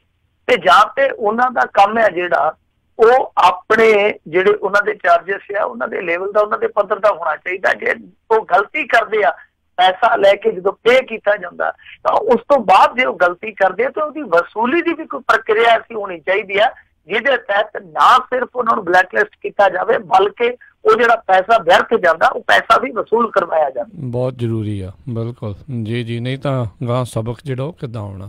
ਅਗਲੀ ਜਿਹੜੀ ਆਪਾਂ ਗੱਲ ਕਰਦੇ, ਕਹਿੰਦੇ ਜੇਲ੍ਹ ਦਾ ਹੈੱਡ ਵਾਰਡਨ ਜੇਲ੍ਹ ਵਿੱਚ ਤਸਕਰੀ ਕਰਨ ਦੇ ਦੋਸ਼ ਹੇਠ ਗ੍ਰਿਫਤਾਰ, ਉਸੇ ਜੇਲ੍ਹ 'ਚ ਡੱਕਣਗੇ ਇਹਨੂੰ ਹੁਣ? ਬਿਲਕੁਲ, ਜੇ ਉਸ ਜੇਲ੍ਹ ਦੇ ਵਿੱਚ ਚਲੇ ਗਿਆ ਫਿਰ ਤੇ ਉਸੇ ਜੇਲ੍ਹ ਦੇ ਵਿੱਚ ਫਿਰ ਉਹੀ ਕੰਮ ਕਰੂਗਾ। ਮੌਜਾਂ ਲੱਗੀਆਂ ਰਹਿਣੀਆਂ। ਅੱਗੇ ਵਰਦੀ ਖਾਕੀ ਸੀ, ਹੁਣ ਵਰਦੀ ਚਿੱਟੀ ਹੋ ਜੂ, ਇਹਨਾਂ ਕੋ ਫਰਕ ਪੈਣਾ ਵਾ। ਖੈਰ, ਇਹ ਖਬਰ ਆਪਣੇ ਆਪ ਦੇ ਵਿੱਚ ਇੱਕ ਬੜੀ, ਮੈਂ ਕਹੂੰਗਾ ਕਿ ਸਹੀ ਖਬਰ ਆ, ਜਿਹੜੀ ਕਿ ਦਿਖਾਉਂਦੀ ਹੈ ਤਸਵੀਰ ਨੂੰ ਕਿ ਜੇਲ੍ਹਾਂ ਦੇ ਵਿੱਚ ਜੋ ਅਸੀਂ ਕਹਿੰਦੇ ਹਾਂ ਕਿ ਡਰੱਗ ਨੈਕਸਸ ਕੰਮ ਕਰਦਾ, ਨਸ਼ਾ ਤਸਕਰੀ ਦਾ ਇੱਕ ਰੈਕਟ ਹੈ ਪੂਰੀਆਂ ਜੇਲ੍ਹਾਂ ਦੇ ਵਿੱਚ, ਉਹ ਕਿਸ ਤਰ੍ਹਾਂ ਕੰਮ ਕਰਦਾ, ਮੇਰੇ ਖਿਆਲ ਦੇ ਨਾਲ ਇਹ ਤੋਂ ਵੱਡੀ ਤੁਹਾਡੇ ਕੋਲ ਕੋਈ ਨਜ਼ੀਰ ਨਹੀਂ ਹੋਣੀ, ਕੋਈ ਨਜ਼ੀਰ ਮੇਰੇ ਖਿਆਲ ਦੇ ਨਾਲ ਹੋ ਵੀ ਨਹੀਂ ਸਕਦੀ। ਇਹਦੇ ਵਿੱਚ ਕੀ ਸੀਗਾ ਕਿ ਇੱਕ ਬੰਦਾ ਜਿਹੜਾ ਕਿ ਕਤਲ ਕੇਸ ਦੇ ਵਿੱਚ ਜੇਲ੍ਹ 'ਚ ਬੰਦ ਸੀਗਾ, ਪਟਿਆਲਾ ਜੇਲ੍ਹ 'ਚੋਂ ਨਿਕਲ ਕੇ ਆਇਆ, ਉਸ ਤੋਂ ਬਾਅਦ ਉਹ ਇੱਕ ਨਾਕੇ ਦੇ ਵਿੱਚ ਵੱਜਿਆ, ਫਿਰ ਉਹਦੀ ਤਲਾਸ਼ੀ ਲਈ ਗਈ, ਉਸ ਤੋਂ 50 ਗ੍ਰਾਮ ਹੈਰੋਇਨ ਫੜੀ ਗਈ। ਤਾਂ ਉਸ ਸ਼ਖਸ ਨੇ ਜਿਹੜੀ ਅੱਗੇ ਕਹਾਣੀ ਦੱਸੀ ਕਿ ਇਹ 50 ਗ੍ਰਾਮ ਹੈਰੋਇਨ ਜਿਹੜੀ ਆ ਮੈਂ ਜੇਲ੍ਹ ਦੇ ਵਿੱਚ ਪਹੁੰਚਾਉਣੀ ਸੀ। ਹੁਣ ਭਾਈ ਤੂੰ ਜੇਲ੍ਹ 'ਚ ਕਿਸ ਤਰ੍ਹਾਂ ਪਹੁੰਚਾਉਣੀ? ਉਹ ਕਹਿੰਦਾ ਕਿ ਜੇਲ੍ਹ ਦਾ ਜਿਹੜਾ ਹੈਡ ਵਾਰਡਨ ਆ ਔਰ ਇੱਕ ਹੋਰ ਉਹਦਾ ਜਿਹੜਾ ਸਾਥੀ ਹੈ, ਇਹਨਾਂ ਦੇ ਮਾਰਫਤ ਮੈਂ ਉਹ ਹੈਰੋਇਨ ਜਿਹੜੀ ਆ ਉਹ ਅੰਦਰ ਪਹੁੰਚਦੀ ਕਰਨੀ ਸੀ। ਤਾਂ ਇਹਨੇ ਆਪ ਦੱਸਿਆ ਕਿ ਇਹ ਮੁਲਾਜ਼ਮ ਇੱਕ ਵਾਰ ਨਸ਼ਾ ਪਹੁੰਚਾਉਣ ਲਈ 10,000 ਦੀ ਵਸੂਲੀ ਕਰਦੇ ਸੀ। ਮਤਲਬ ਇੱਕ ਗੇੜਾ ਲਾਉਣਾ, ਜਿੱਦਾਂ ਹੁਣ 50 ਗ੍ਰਾਮ ਹੈ ਤੇ ਉਹਦੇ ਨਾਲ 10,000 ਰੁਪਇਆ ਉਹਨਾਂ ਨੇ ਲੈਣਾ। 50,000 ਦੀ ਜਿਹੜੀ ਹੈਰੋਇਨ ਹੈ ਜਾਂ 50 ਗ੍ਰਾਮ ਦੀ ਜਿਹੜੀ ਹੈਰੋਇਨ ਆ, ਉਹ ਉਹਨਾਂ ਨੇ ਉੱਥੇ ਪਹੁੰਚਦੀ ਕਰਦੀ। ਤਾਂ ਵਜ਼ਨ ਦੇ ਹਿਸਾਬ ਦੇ ਨਾਲ, ਕੀਮਤ ਦੇ ਹਿਸਾਬ ਨਾਲ ਉਹਨਾਂ ਨੇ ਆਪਣੀ ਫੀਸ ਰੱਖੀ ਹੋਈ ਸੀਗੀ। ਤਾਂ ਇਸੇ ਆਧਾਰ ਤੇ ਗਾ ਜੇਲ੍ਹ ਦੇ ਵਿੱਚੋਂ ਕੁਛ ਬੰਦੇ ਹੋਰ ਫੜੇ ਇਹਨਾਂ ਨੇ, ਇਹ ਸਾਰਾ ਨੈਕਸਸ ਹੈ ਜਿਹੜਾ ਉਹ ਖੁੱਲ ਕੇ ਸਾਹਮਣੇ ਆ ਗਿਆ। ਤਾਂ ਇਹ ਇੱਕ ਸੱਚਾਈ ਆ, ਬਿਲਕੁਲ ਹਕੀਕਤ ਆ। ਪੰਜਾਬ ਦੀਆਂ ਜੇਲ੍ਹਾਂ ਦੇ ਵਿੱਚ ਜਿਹੜੀ ਸਮਗਲਿੰਗ ਹੁੰਦੀ ਆ, ਬਿਲਕੁਲ ਇਸੇ ਪੈਟਰਨ ਤੇ ਹੁੰਦੀ ਆ ਕਿ ਜਾਂ ਤੇ ਦੱਸ ਦਿੱਤਾ ਜਾਂਦਾ ਕਿ ਮਾਲ ਫਲਾਣੇ ਟਿਕਾਣੇ ਤੇ ਪਿਆ, ਤੁਹਾਡਾ ਇੰਨਾ ਚਾਰਜਸ ਤੁਹਾਨੂੰ ਮਿਲ ਜਾਊਗਾ, ਤੁਸੀਂ ਲੈ ਆਓ ਤੇ ਪਹੁੰਚਦਾ ਕਰ ਲਓ। ਜਾਂ ਫਿਰ ਗਾਂ ਜਿਹੜੇ ਬਾਹਰਲੇ ਪੈਡਲਰ ਹੁੰਦੇ ਆ, ਉਹ ਉਹਨਾਂ ਨੂੰ ਮਾਲ ਲਿਆ ਕੇ ਦਿੰਦੇ ਆ ਤੇ ਉਹ ਅੰਦਰ ਸੁੱਟਦੇ ਆ, ਆਪਣੀ ਉਹ ਵਸੂਲੀ ਅਲੱਗ ਤੋਂ ਕਰ ਲੈਂਦੇ ਆ। ਤਾਂ ਨੈਕਸਸ ਇਸ ਤਰ੍ਹਾਂ ਹੀ ਚੱਲਦੇ ਆ। ਪਰ ਇੱਕ ਜੇਲ੍ਹ ਦੇ ਵਿੱਚ, ਪਟਿਆਲਾ ਜੇਲ੍ਹ ਚੋਂ ਬੇਸ਼ੱਕ ਨੈਕਸਸ ਫੜਿਆ ਗਿਆ, ਪਰ ਦੂਸਰੀਆਂ ਜੇਲ੍ਹਾਂ 'ਚ ਇਸੇ ਤਰ੍ਹਾਂ ਹੀ ਚੱਲਦਾ। ਇਹੀ ਇੱਕ ਪੈਟਰਨ ਆ ਜਿਹਨੇ ਪੰਜਾਬ ਦੀਆਂ ਜੇਲ੍ਹਾਂ ਦਾ ਬੇੜਾ ਗਰਕ ਕੀਤਾ, ਜਿਹਦੇ 'ਚ ਕੈਦੀ ਔਰ ਜਿਹੜੇ ਕਰਮਚਾਰੀ ਆ ਇਹ ਰਲ ਕੇ ਕੰਮ ਕਰਦੇ, ਧੰਦਾ ਕਰਦੇ ਆ। ਜੀ ਜੀ, ਬਿਲਕੁਲ ਬਿਲਕੁਲ। ਤੇ ਜੇ ਜੇਲ੍ਹਾਂ 'ਚ ਨਹੀਂ ਇਹਨਾਂ ਕੋਲ ਡੱਕਿਆ ਜਾ ਰਿਹਾ, ਤੇ ਬਾਹਰ ਇਹਨਾਂ ਨੇ ਪਤਾ ਨਹੀਂ ਕੀ ਸਵਾਲ ਜਿਹੜਾ ਉਹ ਰੋਕਿਆ ਹੋਣਾ ਹੈ ਤੇ ਕੀ ਉੱਥੇ ਹੋ ਰਿਹਾ ਹੋਣਾ ਆ। ਤੇ ਮਿੰਟੂ ਜੀ, ਇੱਥੇ ਇੱਕ ਬ੍ਰੇਕ ਦਾ ਵੇਲਾ ਹੋ ਚੁੱਕਾ ਹੈ, ਤੇ ਸਰੋਤਿਓ ਜੇ ਤੁਹਾਡਾ ਕੋਈ ਸਵਾਲ ਹੈਗਾ ਆ, ਮਿੰਟੂ ਜੀ ਆਪਣੇ ਨਾਲ ਜੁੜੇ ਰਹਿਣਗੇ ਅਗਲੇ ਜਿਹੜੇ ਕੁਛ ਹੋਰ ਸਮੇਂ ਦੇ ਲਈ। ਤੁਸੀਂ ਵੀ ਆਪਣੇ ਸਵਾਲ ਜਿਹੜਾ ਮਿੰਟੂ ਜੀ ਨੂੰ ਪੁੱਛ ਸਕਦੇ ਹੋ। ਸਵਾਲ ਕਰਨ ਦੇ ਲਈ ਫ਼ੋਨ ਨੰਬਰ ਹੈਗਾ 408 272 5200, 4082725200 इस नंबर पर कॉल करके तुसीं भी अपना जिहड़ा सवाल आ मिंटू जी नूं पुछ सकदे हो। तो मिंटू जी मिलते हैं एक ब्रेक तो बाद जी।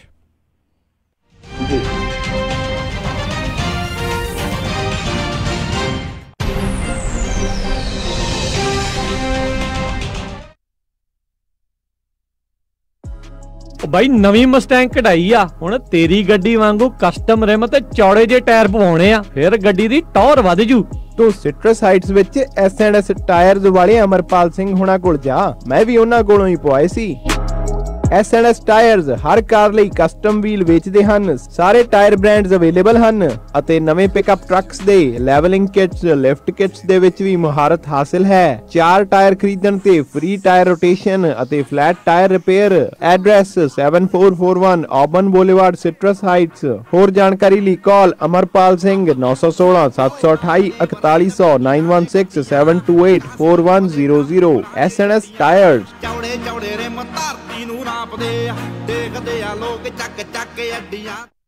ਤੁਸੀਂ ਸੁਣ ਰਹੇ ਹੋ ਪੰਜਾਬੀ ਰੇਡੀਓ USA। ਆਪਣੇ ਬਿਜ਼ਨਸ ਦੀ ਐਡ ਦੇ ਲਈ ਅੱਜ ਹੀ ਕਾਲ ਕਰੋ 408 272 5200 4082725200। ਕਿੱਦਾਂ ਵੀ ਨਿੰਮਿਆ, ਕੀ ਹਾਲ ਆ ਤੇਰਾ? ਮੈਂ ਤਾਂ ਵਧੀਆ ਆ, ਟਰੱਕ ਹੀ ਖਰਾਬ ਹੋਇਆ ਪਿਆ ਆ। ਐਲਗਰੋਵ ਏਰੀਆ ਤੁਰਿਆ ਫਿਰਦਾ ਆ, ਮੋਟਰ ਭਾਲਦਾ ਆ। ਤੈਨੂੰ ਮੈਂ ਐਡਰੈਸ ਦਿੰਦਾ, ਲੈ ਐਡਰੈਸ ਨੋਟ ਕਰ। ਦੱਸੋ ਫਿਰ ਜਰਾ। 9875 ਡਾਇਨੋ ਡਰਾਈਵ ਐਲਗਰੋਵ। ਬਈ ਮੋਟਰ ਦਾ ਨਾਂ ਕੀ ਆ? ਓਏ ਮੋਟਲ ਨਹੀਂ ਹੈਗਾ, ਇਹ ਹੈਗਾ address US truck and trailer repair ਵਾਲਿਆਂ ਦਾ। ਬੀਬਾ ਪੁੱਤ ਬਣ ਕੇ ਆਪਣਾ ਟਰੱਕ ਠੀਕ ਕਰਾ ਤੇ ਸ਼ਾਮੀ ਟਾਈਮ ਸਿਰ ਘਰੇ ਜਾ, ਭਰਜਾਈ ਉਡੀਕਦੀ ਹੁੰਦੀ। US truck and trailer repair, ਜਿਨ੍ਹਾਂ ਕੋਲੋਂ ਤੁਸੀਂ engine work, transmission, rear and clutch, oil change ਜਾਂ ਬ੍ਰੇਕ ਸਰਵਿਸ ਵਰਗਾ ਕੋਈ ਵੀ ਕੰਮ ਕਰਾ ਸਕਦੇ ਹੋ। ਇਹ ਹਰ ਤਰੀਕੇ ਦੇ ਟਰੱਕ ਅਤੇ ਟ੍ਰੇਲਰਾਂ ਦੀਆਂ ਅਲਾਈਨਮੈਂਟ ਅਤੇ ਮੁਰੰਮਤ ਕਰਦੇ ਨੇ ਤੇ ਤੁਸੀਂ ਇਹਨਾਂ ਤੋਂ ਆਪਣੇ ਟਰੱਕਾਂ ਲਈ ਪੁਰਾਣੇ ਅਤੇ ਨਵੇਂ ਟਾਇਰ ਬਹੁਤ ਹੀ ਵਾਜਿਬ ਦਾਮਾਂ ਤੇ ਵੀ ਖਰੀਦ ਸਕਦੇ ਹੋ। ਇਹ ਹਫਤੇ ਦੇ 7 ਦਿਨ ਸਵੇਰੇ 8 ਤੋਂ ਲੈ ਕੇ 6 ਵਜੇ ਤੱਕ ਖੁੱਲੇ ਰਹਿੰਦੇ ਨੇ। ਹੋਰ ਜਾਣਕਾਰੀ ਲਈ ਆਪ ਜੀ ਕਾਲ ਕਰੋ 916 686 2664 916 686 2664 ਤੇ ਇਹਨਾਂ ਦਾ ਐਡਰੈਸ ਹੈ 9875 ਡੀਨੋ ਡਰਾਈਵ ਐਲਗਰੋਵ, ਕੈਲੀਫੋਰਨੀਆ। ਅਮਨ ਆਪਾਂ ਸੈਕਰਾਮੈਂਟੋ ਵਿੱਚ ਮੂਵ ਤਾਂ ਹੋ ਗਏ ਆ, ਹੁਣ ਇੱਥੇ ਆਪਾਂ ਚੰਗਾ ਜਿਹਾ ਡਾਕਟਰ ਤੇ ਫੈਮਿਲੀ ਕਲੀਨਿਕ ਵੀ ਲੱਭ ਲਈਏ। ਤੁਸੀਂ ਫਿਕਰ ਹੀ ਛੱਡ ਦਿਓ ਜੀ। ਮੇਰੀ ਫਰੈਂਡ ਰਿਤੂ ਦੀ ਕਾਲ ਆਈ ਸੀ, ਉਹਨੇ ਮੈਨੂੰ ਨੰਬਰ ਦਿੱਤਾ ਹੈ ਤੱਖਰ ਅਰਜੈਂਟ ਕੇਅਰ ਅਤੇ ਫੈਮਿਲੀ ਮੈਡੀਸਨ ਵਾਲਿਆਂ ਦਾ। ਅੱਛਾ। Takhar urgent care and family medicine, ਜਿੱਥੋਂ ਕਰਵਾ ਸਕਦੇ ਹੋ adult and child physical, DOT and naan DOT ਫਿਜ਼ੀਕਲਸ, employment ਫਿਜ਼ੀਕਲਸ ਅਤੇ ਸਕੂਲ ਫਿਜ਼ੀਕਲਸ। ਇਸ ਦੇ ਨਾਲ ਹੀ EKG, blood work, urine analysis, TB testing, air irrigation ਅਤੇ ਇਨਗ੍ਰੋਨ ਟੋਨੇਲ ਰਿਮੂਵਲ। ਇਸ ਦੇ ਨਾਲ ਹੀ ਚਮੜੀ ਦੇ ਰੋਗਾਂ ਦਾ ਇਲਾਜ ਵੀ ਕਰਵਾ ਸਕਦੇ ਹੋ ਅਤੇ ਇੱਥੋਂ ਤੁਸੀਂ ਲੈ ਸਕਦੇ ਹੋ ਮੈਡੀਕਲ ਸਪਾ ਦੀਆਂ ਸਾਰੀਆਂ services, laser hair removal, fillers, wrinkles relaxers, anti-aging treatments, microdermabrasion, skin rejuvenation, fine lines, brown spots, spider veins, stretch marks ਅਤੇ acne ਅਤੇ ਹੋਰ ਵੀ ਬਹੁਤ ਕੁਝ। ਅਤੇ ਲੈ ਸਕਦੇ ਹੋ ਆਪਣੇ ਬਜਟ ਮੁਤਾਬਕ ਟ੍ਰੀਟਮੈਂਟ ਪਲਾਨ। ਵਧੇਰੇ ਜਾਣਕਾਰੀ ਲਈ ਗੱਲ ਕਰ ਸਕਦੇ ਹੋ doctor Paramjit Singh Takhar MD 9166889994 8191 Timberlake Way Suite 350 ਅਤੇ 400 Sacramento। ਇਮੀਗ੍ਰੇਸ਼ਨ, ਫੈਮਿਲੀ ਲਾਅ ਦੇ ਨਾਲ ਸੰਬੰਧਿਤ ਕਿਸੇ ਵੀ ਤਰ੍ਹਾਂ ਦੀ ਕਾਨੂੰਨੀ ਸਲਾਹ ਦੇ ਲਈ ਗੱਲ ਕਰ ਸਕਦੇ ਹੋ ਸ਼ਾਹਿਦ ਮਨਜ਼ੂਰ ਜੀ ਨਾਲ। ਪਰਸਨਲ ਇੰਜਰੀ ਜਿਵੇਂ ਕਿ ਕਾਰ ਐਕਸੀਡੈਂਟ, ਸਲਿਪ ਅਤੇ ਫਾਲ ਦੇ ਨਾਲ ਸੰਬੰਧਿਤ ਕਿਸੇ ਵੀ ਤਰ੍ਹਾਂ ਦੀ ਕਾਨੂੰਨੀ ਸਲਾਹ ਦੇ ਲਈ ਗੱਲ ਕਰ ਸਕਦੇ ਹੋ ਸ਼ਾਹਿਦ ਮਨਜ਼ੂਰ ਲਾ ਫਰਮ, 3017 ਡੌਗਲਸ ਬੁਲੇਵਾਰਡ, ਸਵੀਟ 104, ਰੋਜ਼ਵਿਲ। ਵਧੇਰੇ ਜਾਣਕਾਰੀ ਲਈ ਗੱਲ ਕਰ ਸਕਦੇ ਹੋ 9163061665 916 306 1665 ਮਨਜ਼ੂਰ ਲਾ ਫਰਮ। ਇੰਸ਼ੋਰੈਂਸ ਦੀ ਦੁਨੀਆ ਦੇ ਵਿੱਚ ਭਰੋਸੇਮੰਦ ਨਾਮ ਖਾਲਸਾ ਇੰਸ਼ੋਰੈਂਸ ਏਜੰਸੀ। ਆਪਣੇ ਕਿਸੇ ਵੀ ਤਰੀਕੇ ਦੀ insurance, auto, home, commercial, life ਕਰਵਾਉਣੀ ਹੋਵੇ ਤਾਂ ਅੱਜ ਹੀ ਸੰਪਰਕ ਕਰੋ। Khalsa insurance agency 408 272 2500। 26 ਸਾਲ ਤੋਂ ਵੱਧ ਦਾ ਤਜਰਬਾ। ਕਾਲ 408 272 2500 408 272 2500। Khalsa insurance agency. ਤੁਸੀਂ ਸੁਣ ਰਹੇ ਹੋ ਪੰਜਾਬੀ ਰੇਡੀਓ USA।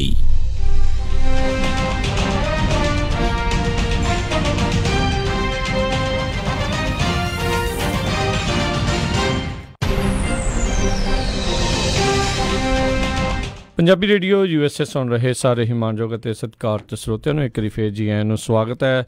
ਸਰੋਤਿਓ ਆਪਣੇ ਨਾਲ ਜੁੜੇ ਹੋਏ ਨੇ ਮਿੰਟੂ ਗੁਰਸਰੀਆ ਜੀ। ਸਵਾਗਤ ਹੈ ਜੀ ਆਇਆਂ ਨੂੰ ਮਿੰਟੂ ਜੀ, ਸਤਿ ਸ੍ਰੀ ਅਕਾਲ ਜੀ। ਸ਼ੁਕਰੀਆ ਜੀ, ਸਭ ਨੂੰ ਸਤਿ ਸ਼੍ਰੀ ਅਕਾਲ ਜੀ। ਸਰੋਤਿਓ, ਜੇ ਤੁਸੀਂ ਵੀ ਕੋਈ ਮਿੰਟੂ ਜੀ ਨੂੰ ਸਵਾਲ ਪੁੱਛਣਾ ਚਾਹੁੰਦੇ ਹੋ ਤਾਂ ਹੁਣ ਕਾਲ ਕਰ ਸਕਦੇ ਹੋ। ਫੋਨ ਲਾਈਨਸ ਓਪਨ ਨੇ। ਨੰਬਰ ਹੈਗਾ 408 272 5200 4082725200।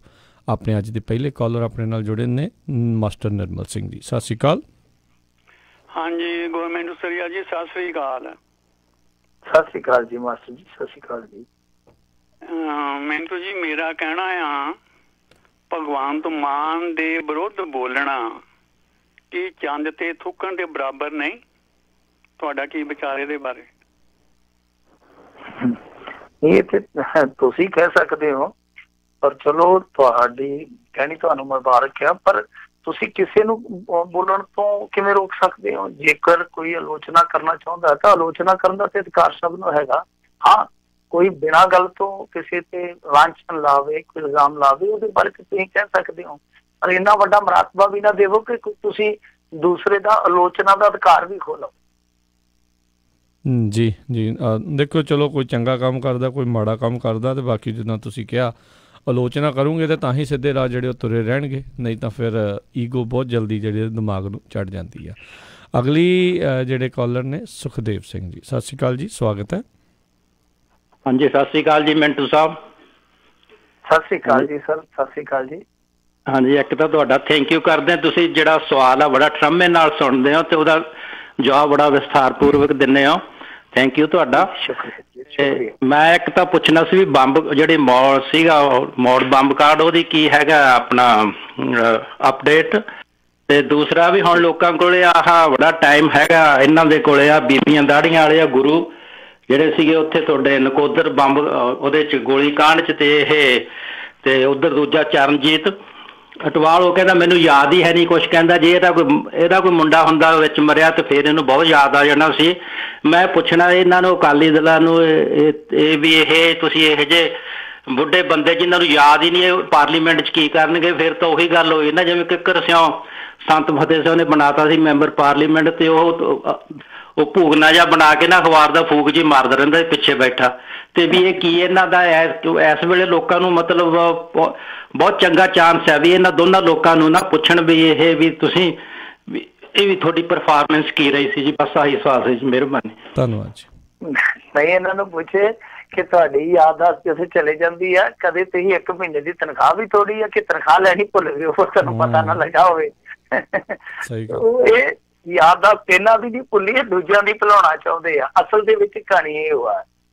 ਬਿਲਕੁਲ ਤੁਹਾਡੀ ਗੱਲ ਸਹੀ ਆ। ਇਹ ਦੋ ਬੰਦੇ ਅਟਵਾਲ ਸਾਹਿਬ ਜਾਂ ਗੁਰੂ ਸਾਹਿਬ, ਇਹ ਇਸ ਮਾਮਲੇ ਤੋਂ ਏਦਾਂ ਪੱਲਾ ਨਹੀਂ ਝਾੜ ਸਕਦੇ ਜਿੱਦਾਂ ਝਾੜ ਕੇ ਤੁਰਦੇ ਪਏ। ਜਿੱਦਾਂ ਹੁਣ ਉਦਾਹਰਨ ਦੇ ਤੌਰ ਤੇ ਗੁਰੂ ਸਾਹਿਬ ਕਹਿੰਦੇ ਆ ਕਿ ਦੇਖੋ ਜੀ ਉਸ ਸਮੇਂ ਜੋ ਕੁਛ ਹੋਇਆ ਪੁਲਿਸ ਨੇ ਕੀਤਾ, ਤੇ ਪੁਲਿਸ ਸਾਥੋਂ ਥੋੜੀ ਪਰਮਿਸ਼ਨਾਂ ਲੈਂਦੀ ਆ। ਤਾਂ ਚਲੋ ਪੁਲਿਸ ਨੇ ਆਪਣੀ ਮਨ ਮਰਜ਼ੀ ਦੇ ਮੁਤਾਬਕ ਕੰਮ ਕਰ ਦਿੱਤਾ। ਤੁਸੀਂ ਬਾਅਦ ਦੇ ਵਿੱਚ ਤੇ ADC ਸੀਗੇ, ਜੇ ਤੁਹਾਡੀ ਪਰਮਿਸ਼ਨ ਤੋਂ ਬਗੈਰ, ਮੈਜਿਸਟ੍ਰੇਟ ਦੀ ਪਰਮਿਸ਼ਨ ਤੋਂ ਬਗੈਰ ਸਭ ਕੁਛ ਹੋਇਆ, ਤੁਸੀਂ ਕਾਰਵਾਈ ਕਿਉਂ ਨਹੀਂ ਕੀਤੀ? ਔਰ ਦੂਜੀ ਗੱਲ ਆ, ਚਲੋ ਉਦੋਂ ਵੀ ਤੁਸੀਂ ਅਫਸਰਸ਼ਾਹੀ ਦੇ ਵਿੱਚ ਹੋ ਸਕਦਾ ਵੱਜੇ ਹੋਵੋ, ਪਰ ਜਦੋਂ ਤੁਸੀਂ ਅਕਾਲੀ ਸਰਕਾਰ ਦਾ ਹਿੱਸਾ ਬਣ ਗਏ, ਅਕਾਲੀ ਦਲ ਦਾ ਹਿੱਸਾ ਬਣ ਗਏ, ਅਕਾਲੀ ਦਲ ਦੀ ਸਰਕਾਰ 'ਚ ਉਹ ਕਾਂਡ ਹੁੰਦਾ, ਉਦੋਂ ਹੀ ਪੜਤਾਲ ਹੁੰਦੀ ਆ, ਉਦੋਂ ਹੀ ਰਿਪੋਰਟ ਟੇਬਲ ਹੁੰਦੀ ਆ, ਤਾਂ ਉਦੋਂ ਤੁਸੀਂ ਕੀ ਕਾਰਵਾਈ ਕਰਵਾਈ? ਸਭ ਤੋਂ ਵੱਡਾ ਪ੍ਰਸ਼ਨ ਤੇ ਉੱਠੂਗਾ। ਔਰ ਦੂਜੀ ਚੀਜ਼ ਅਟਵਾਲ ਸਾਹਿਬ ਦੀ ਹੈ, ਜਿੱਥੋਂ ਤੱਕ ਉਹ ਤੇ ਸਾਫ਼ ਤੌਰ ਤੇ ਹੁਣ ਮੁੱਕਰ ਰਹੇ ਆ। ਕੋਈ ਸਪੀਕਰ ਹੋਵੇ, ਉਹਦੇ ਮੋਹਰੇ ਇਸ ਤਰ੍ਹਾਂ ਦੀ ਰਿਪੋਰਟ ਟੇਬਲ ਹੋਈ ਹੋਵੇ, ਕੋਈ ਐਕਸ਼ਨ ਟੇਕਨ ਰਿਪੋਰਟ ਹੀ ਨਾ ਹੋਵੇ ਉਹਦੇ ਨਾਲ, ਤੇ ਉਹ ਕਹਿੰਦੇ ਕਿ ਮੇਰੀ ਯਾਦਦਾਸ਼ਤ ਕਮਜ਼ੋਰ ਹੋ ਗਈ ਆ। ਬਿਲਕੁਲ ਤੁਹਾਡੀ ਗੱਲ ਸਹੀ ਆ ਕਿ ਜੇ ਫਿਰ ਤੁਹਾਡੀ ਯਾਦਦਾਸ਼ਤ ਇੰਨੀ ਜ਼ਿਆਦਾ ਕਮਜ਼ੋਰ ਆ ਤੇ ਤੁਹਾਡੇ ਤੇ ਲੋਕ ਇਤਬਾਰ ਕਰਕੇ ਇਹ ਕਿਉਂ ਨਾ ਰਿਸਕ ਲੈਣ ਕਿ ਤੁਸੀਂ ਉੱਥੇ ਜਾ ਕੇ ਭੁੱਲ ਜਾਓ ਕਿ ਤੁਸੀਂ ਤੇ ਕਿਸੇ ਲੋਕਾਂ ਦੇ ਨੁਮਾਇੰਦੇ ਦੇ ਤੌਰ ਤੇ ਇੱਥੇ ਪਹੁੰਚੇ ਹੋ।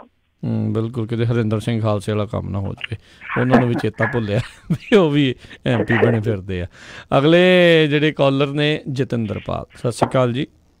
ਹਾਂਜੀ, ਸਤਿ ਸ਼੍ਰੀ ਅਕਾਲ ਜੀ। ਸਤਿ ਸ਼੍ਰੀ ਅਕਾਲ ਵੀਰ ਜੀ। ਮੇਰਾ ਸਵਾਲ ਸੀਗਾ ਕਿ ਕਮਲ ਹਾਸਨ ਤੇ ਆਪਣੇ ਰਜਨੀਕਾਂਤ ਜਿਹੜੇ ਫਿਲਮੀ ਹੀਰੋ ਹੈ ਸਾਊਥ ਦੇ, ਇਹਨਾਂ ਨੇ ਵੀ ਪੋਲੀਟਿਕਸ ਦੇ ਲਈ ਵਿੱਚ ਆਉਣ ਦੇ ਲਈ ਆਪਣੀ ਪਾਰਟੀਆਂ ਵਗੈਰਾ ਬਣਾਈਆਂ ਸੀ। ਇਹਨਾਂ ਦਾ ਕਦੇ ਸੁਣਿਆ ਨਹੀਂ ਹੁਣ, ਕਿਉਂਕਿ ਹੁਣ ਤਾਂ ਇਹਨਾਂ ਨੂੰ ਮੌਕਾ ਸੀ। ਇਹ ਕੁਝ ਬੰਦੇ ਜਿਵੇਂ ਵਧੀਆ ਨੇ ਇਨਸਾਨ ਵੀ, ਇਹਨਾਂ ਨੇ ਕੋਈ ਕੀਤਾ ਅੱਗੇ ਕੋਈ ਪ੍ਰੋਗਰੈਸ ਜਾਂ ਨਹੀਂ? ਥੈਂਕ ਯੂ ਜੀ। ਧੰਨਵਾਦ ਜੀ। ਇਹ ਜਿਸ ਤਰੀਕੇ ਨਾਲ ਉੱਠੇ ਸੀਗੇ ਦੋਨੇ ਉਸ ਤਰੀਕੇ ਨਾਲ ਅੱਗੇ ਨਹੀਂ ਵਧੇ। ਬਿਲਕੁਲ ਤੁਹਾਡੀ ਗੱਲ ਸਹੀ ਹੈ, ਸ਼ਾਇਦ ਰਿਸਪੌਂਸ ਨਹੀਂ ਮਿਲਿਆ। ਕਈ ਵਾਰੀ ਹੁੰਦਾ ਕਿ ਕਿਸੇ ਹੀਰੋ ਨੂੰ ਭੁਲੇਖਾ ਹੁੰਦਾ ਕਿ ਹਾਂ ਮੈਂ ਜਨਤਾ ਮਗਰ ਲਾ ਸਕਦਾ ਵਾਂ, ਪਰ ਜਦੋਂ ਜ਼ਮੀਨ ਤੇ ਉਤਰਦੇ ਫਿਰ ਉਹਨਾਂ ਨੂੰ ਸੱਚਾਈ ਦੇ ਰੂਬਰੂ ਹੋਣਾ ਪੈਂਦਾ ਕਿ ਸੱਚਾਈ ਸਾਡੀ ਸੋਚ ਤੋਂ ਵਿਪਰੀਤ ਆ, ਵਿਰੁੱਧ ਆ, ਬਿਲਕੁਲ ਉਲਟਿਆ। ਇਸੇ ਕਰਕੇ ਹੀ ਸ਼ਾਇਦ ਇਹਨਾਂ ਨੇ ਖੇਮਾਬੰਦੀ ਜ਼ਰੂਰ ਕੀਤੀ ਹੈ। ਖੇਮਾਬੰਦੀ 'ਚ ਹੈਗੇ ਮੇਰੇ ਖਿਆਲ ਦੇ ਨਾਲ ਰਜਨੀਕਾਂਤ ਸਾਹਿਬ ਦਾ ਝੁਕਾਅ ਜਿਹੜਾ ਭਾਜਪਾ ਵੱਲ ਸੀਗਾ ਥੋੜਾ ਥੋੜਾ, ਨਾ ਓਫੀਸ਼ੀਅਲੀ ਗਏ ਜਾਂ ਨਹੀਂ ਗਏ ਮੈਨੂੰ ਸਭ ਦੀ ਰਾਜਨੀਤੀ ਬਾਰੇ ਬਿਲਕੁਲ ਪਤਾ ਨਹੀਂ ਹੈ, ਪਰ ਜਿਵੇਂ ਤੁਸੀਂ ਕਿਹਾ ਕਿ ਇਹ ਫਰੇਮ ਦੇ ਵਿੱਚ ਨਹੀਂ ਹੈਗੀ। ਇਹ ਗੱਲ ਮੰਨਣ ਵਾਲੀ ਆ ਕਿ ਅੱਜ ਦੀ ਤਾਰੀਖ ਦੇ ਵਿੱਚ ਜੇ ਆਪਾਂ ਦੇਖੀਏ ਕਿ ਸਮੀਕਰਨ ਪਲਟਾਊ ਚਿਹਰੇ ਆ, ਨਹੀਂ ਸਮੀਕਰਨ ਪਲਟਾਊ ਚਿਹਰੇ ਨਹੀਂ, ਹਾਂ ਕਿਤੇ ਕਿਤੇ ਰਗੜਾ ਲਾਊ ਚਿਹਰੇ ਜ਼ਰੂਰ ਸਾਬਤ ਹੋ ਸਕਦੇ ਆ। ਔਰ ਇਹਦੇ ਨਾਲ ਇੱਕ ਚੀਜ਼ ਮੇਰੇ ਖਿਆਲ ਦੇ ਨਾਲ ਸਾਨੂੰ ਹੋਰ ਵੀ ਸੋਚ ਲੈਣੀ ਚਾਹੀਦੀ ਆ, ਜਿਹੜੀ ਗੰਢ ਬੰਨ ਲੈਣੀ ਚਾਹੀਦੀ ਆ ਕਿ ਜਿੱਦਾਂ ਐਨਟੀ ਰਾਮਾ ਰਾਓ ਆਏ ਸੀਗੇ ਜਿਨ੍ਹਾਂ ਨੇ ਆਂਧਰਾ ਦੀ ਤਸਵੀਰ ਹੀ ਬਦਲ ਦਿੱਤੀ ਸੀ। ਤੁਹਾਡੀ ਜਾਣਕਾਰੀ ਲਈ ਮੈਂ ਦੱਸ ਦੇਵਾਂ, ਜਿਹੜਾ ਚੰਦਰ ਬਾਬੂ ਨਾਇਡੂ ਹੈ ਨਾ, ਉਹਦਾ ਜਵਾਈ ਸੀਗਾ, ਬਾਅਦ ਦੇ ਵਿੱਚ ਸਭ ਕੁਛ ਇਹਨੇ ਚਪਟ ਲਿਆ ਤੇ ਉਹ ਵਿਚਾਰਾ ਪਿੱਛੇ ਰਹਿ ਗਿਆ।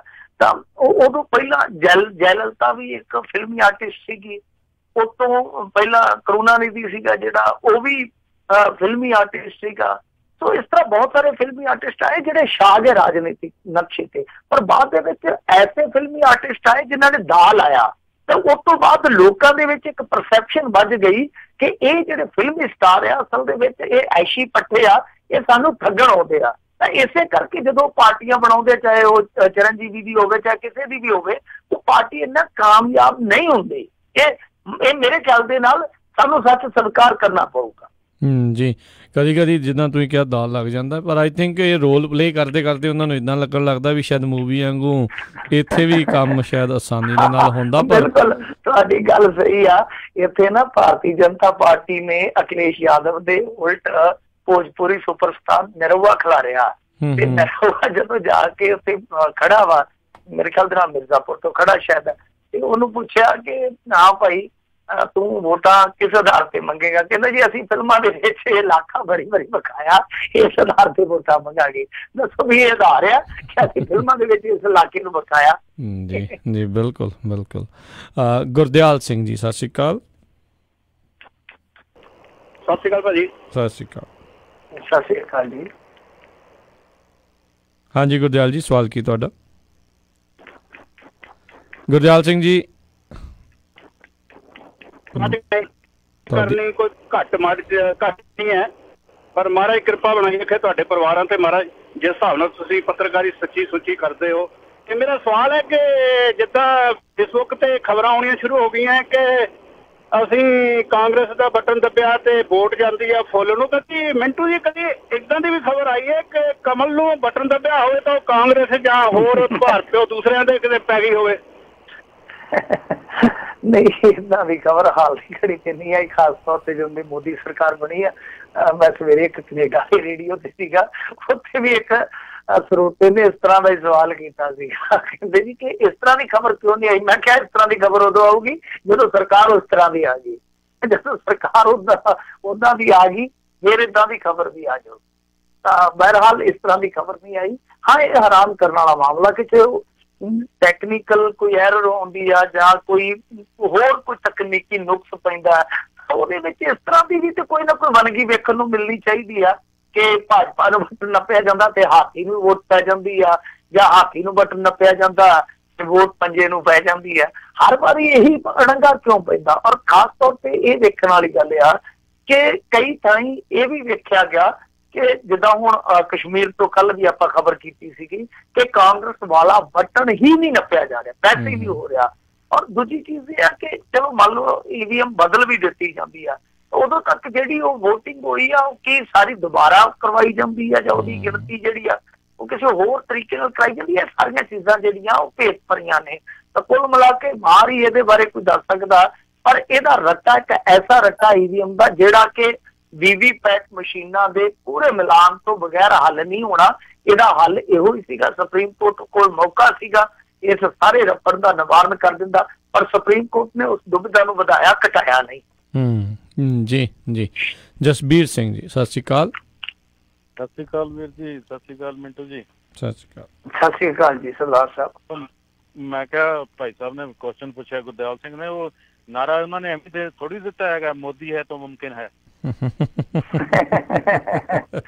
ਗੱਲ ਤਾਂ ਸਹੀ ਹੈ, ਨਾਰਾ ਐਵੇਂ ਥੋੜੀ ਬਣਾਤਾ ਉਹਨਾਂ ਨੇ, ਬੜਾ ਸੋਚ ਸਮਝ ਕੇ ਬਣਾਇਆ ਸੀਗਾ। ਤੇ ਚਲੋ ਮੇਰਾ ਸਵਾਲ ਇਹ ਹੈ ਵੀਰ ਜੀ, ਤੇ 2-3 ਜਿਹੜੇ ਪੱਤਰਕਾਰ ਹੈ ਜੋ ਇਹਨਾਂ ਦੀ ਹਾਲਤ ਇਹਨਾਂ ਨੇ ਖਰਾਬ ਕੀਤੀ ਹੈ, ਇੱਕ ਉਹ ਵਾਜਪਾਈ ਤੇ ਇੱਕ ਮੁੰਡਾ ਵਿਸ਼ਾਲ ਸ਼ਰਮਾ, ਸੱਚੀ ਸੁੱਚੀ ਪੱਤਰਕਾਰੀ ਕਰਦੇ ਆ ਇਹ। ਹੁਣ ਇਹਨਾਂ ਨੇ ਮਤਲਬ ਇਹਨਾਂ ਨੂੰ ਕਿਸੇ ਜੋਗਾ ਨਹੀਂ ਛੱਡਿਆ, ਕਦੇ ਕਿਤੋਂ ਘਟਾਤਾ ਕਦੇ ਕਿਤੋਂ ਘਟਾਤਾ। ਕੱਲ ਨੂੰ ਅਗਰ ਦੁਬਾਰਾ ਹੀ ਆ ਜਾਂਦੇ ਆ ਸੱਤਾ ਦੇ ਵਿੱਚ ਮੋਦੀ, ਤੇ ਇਹਨਾਂ ਵਿਚਾਰਿਆਂ ਦਾ ਕੀ ਭਵਿੱਖ ਹੋਏਗਾ? ਪੱਤਰਕਾਰੀ ਛੱਡ ਜਾਣਗੇ, ਚਾਹ ਦੀ ਦੁਕਾਨ ਕਰਨਗੇ, ਪਕੌੜੇ ਵੇਚਣਗੇ, ਕੀ ਕਰਨਗੇ? ਇੱਕ ਹੋਰ ਛੋਟਾ ਜਿਹਾ ਸਵਾਲ ਹੈਗਾ, ਦਿਆਲੇ ਭਾਊ ਬਾਰੇ ਥੋੜਾ ਜਿਹਾ ਚਾਨਣਾ ਪਾਇਓ, ਕੀ ਪੋਜੀਸ਼ਨ ਹੈ ਉਹਦੀ?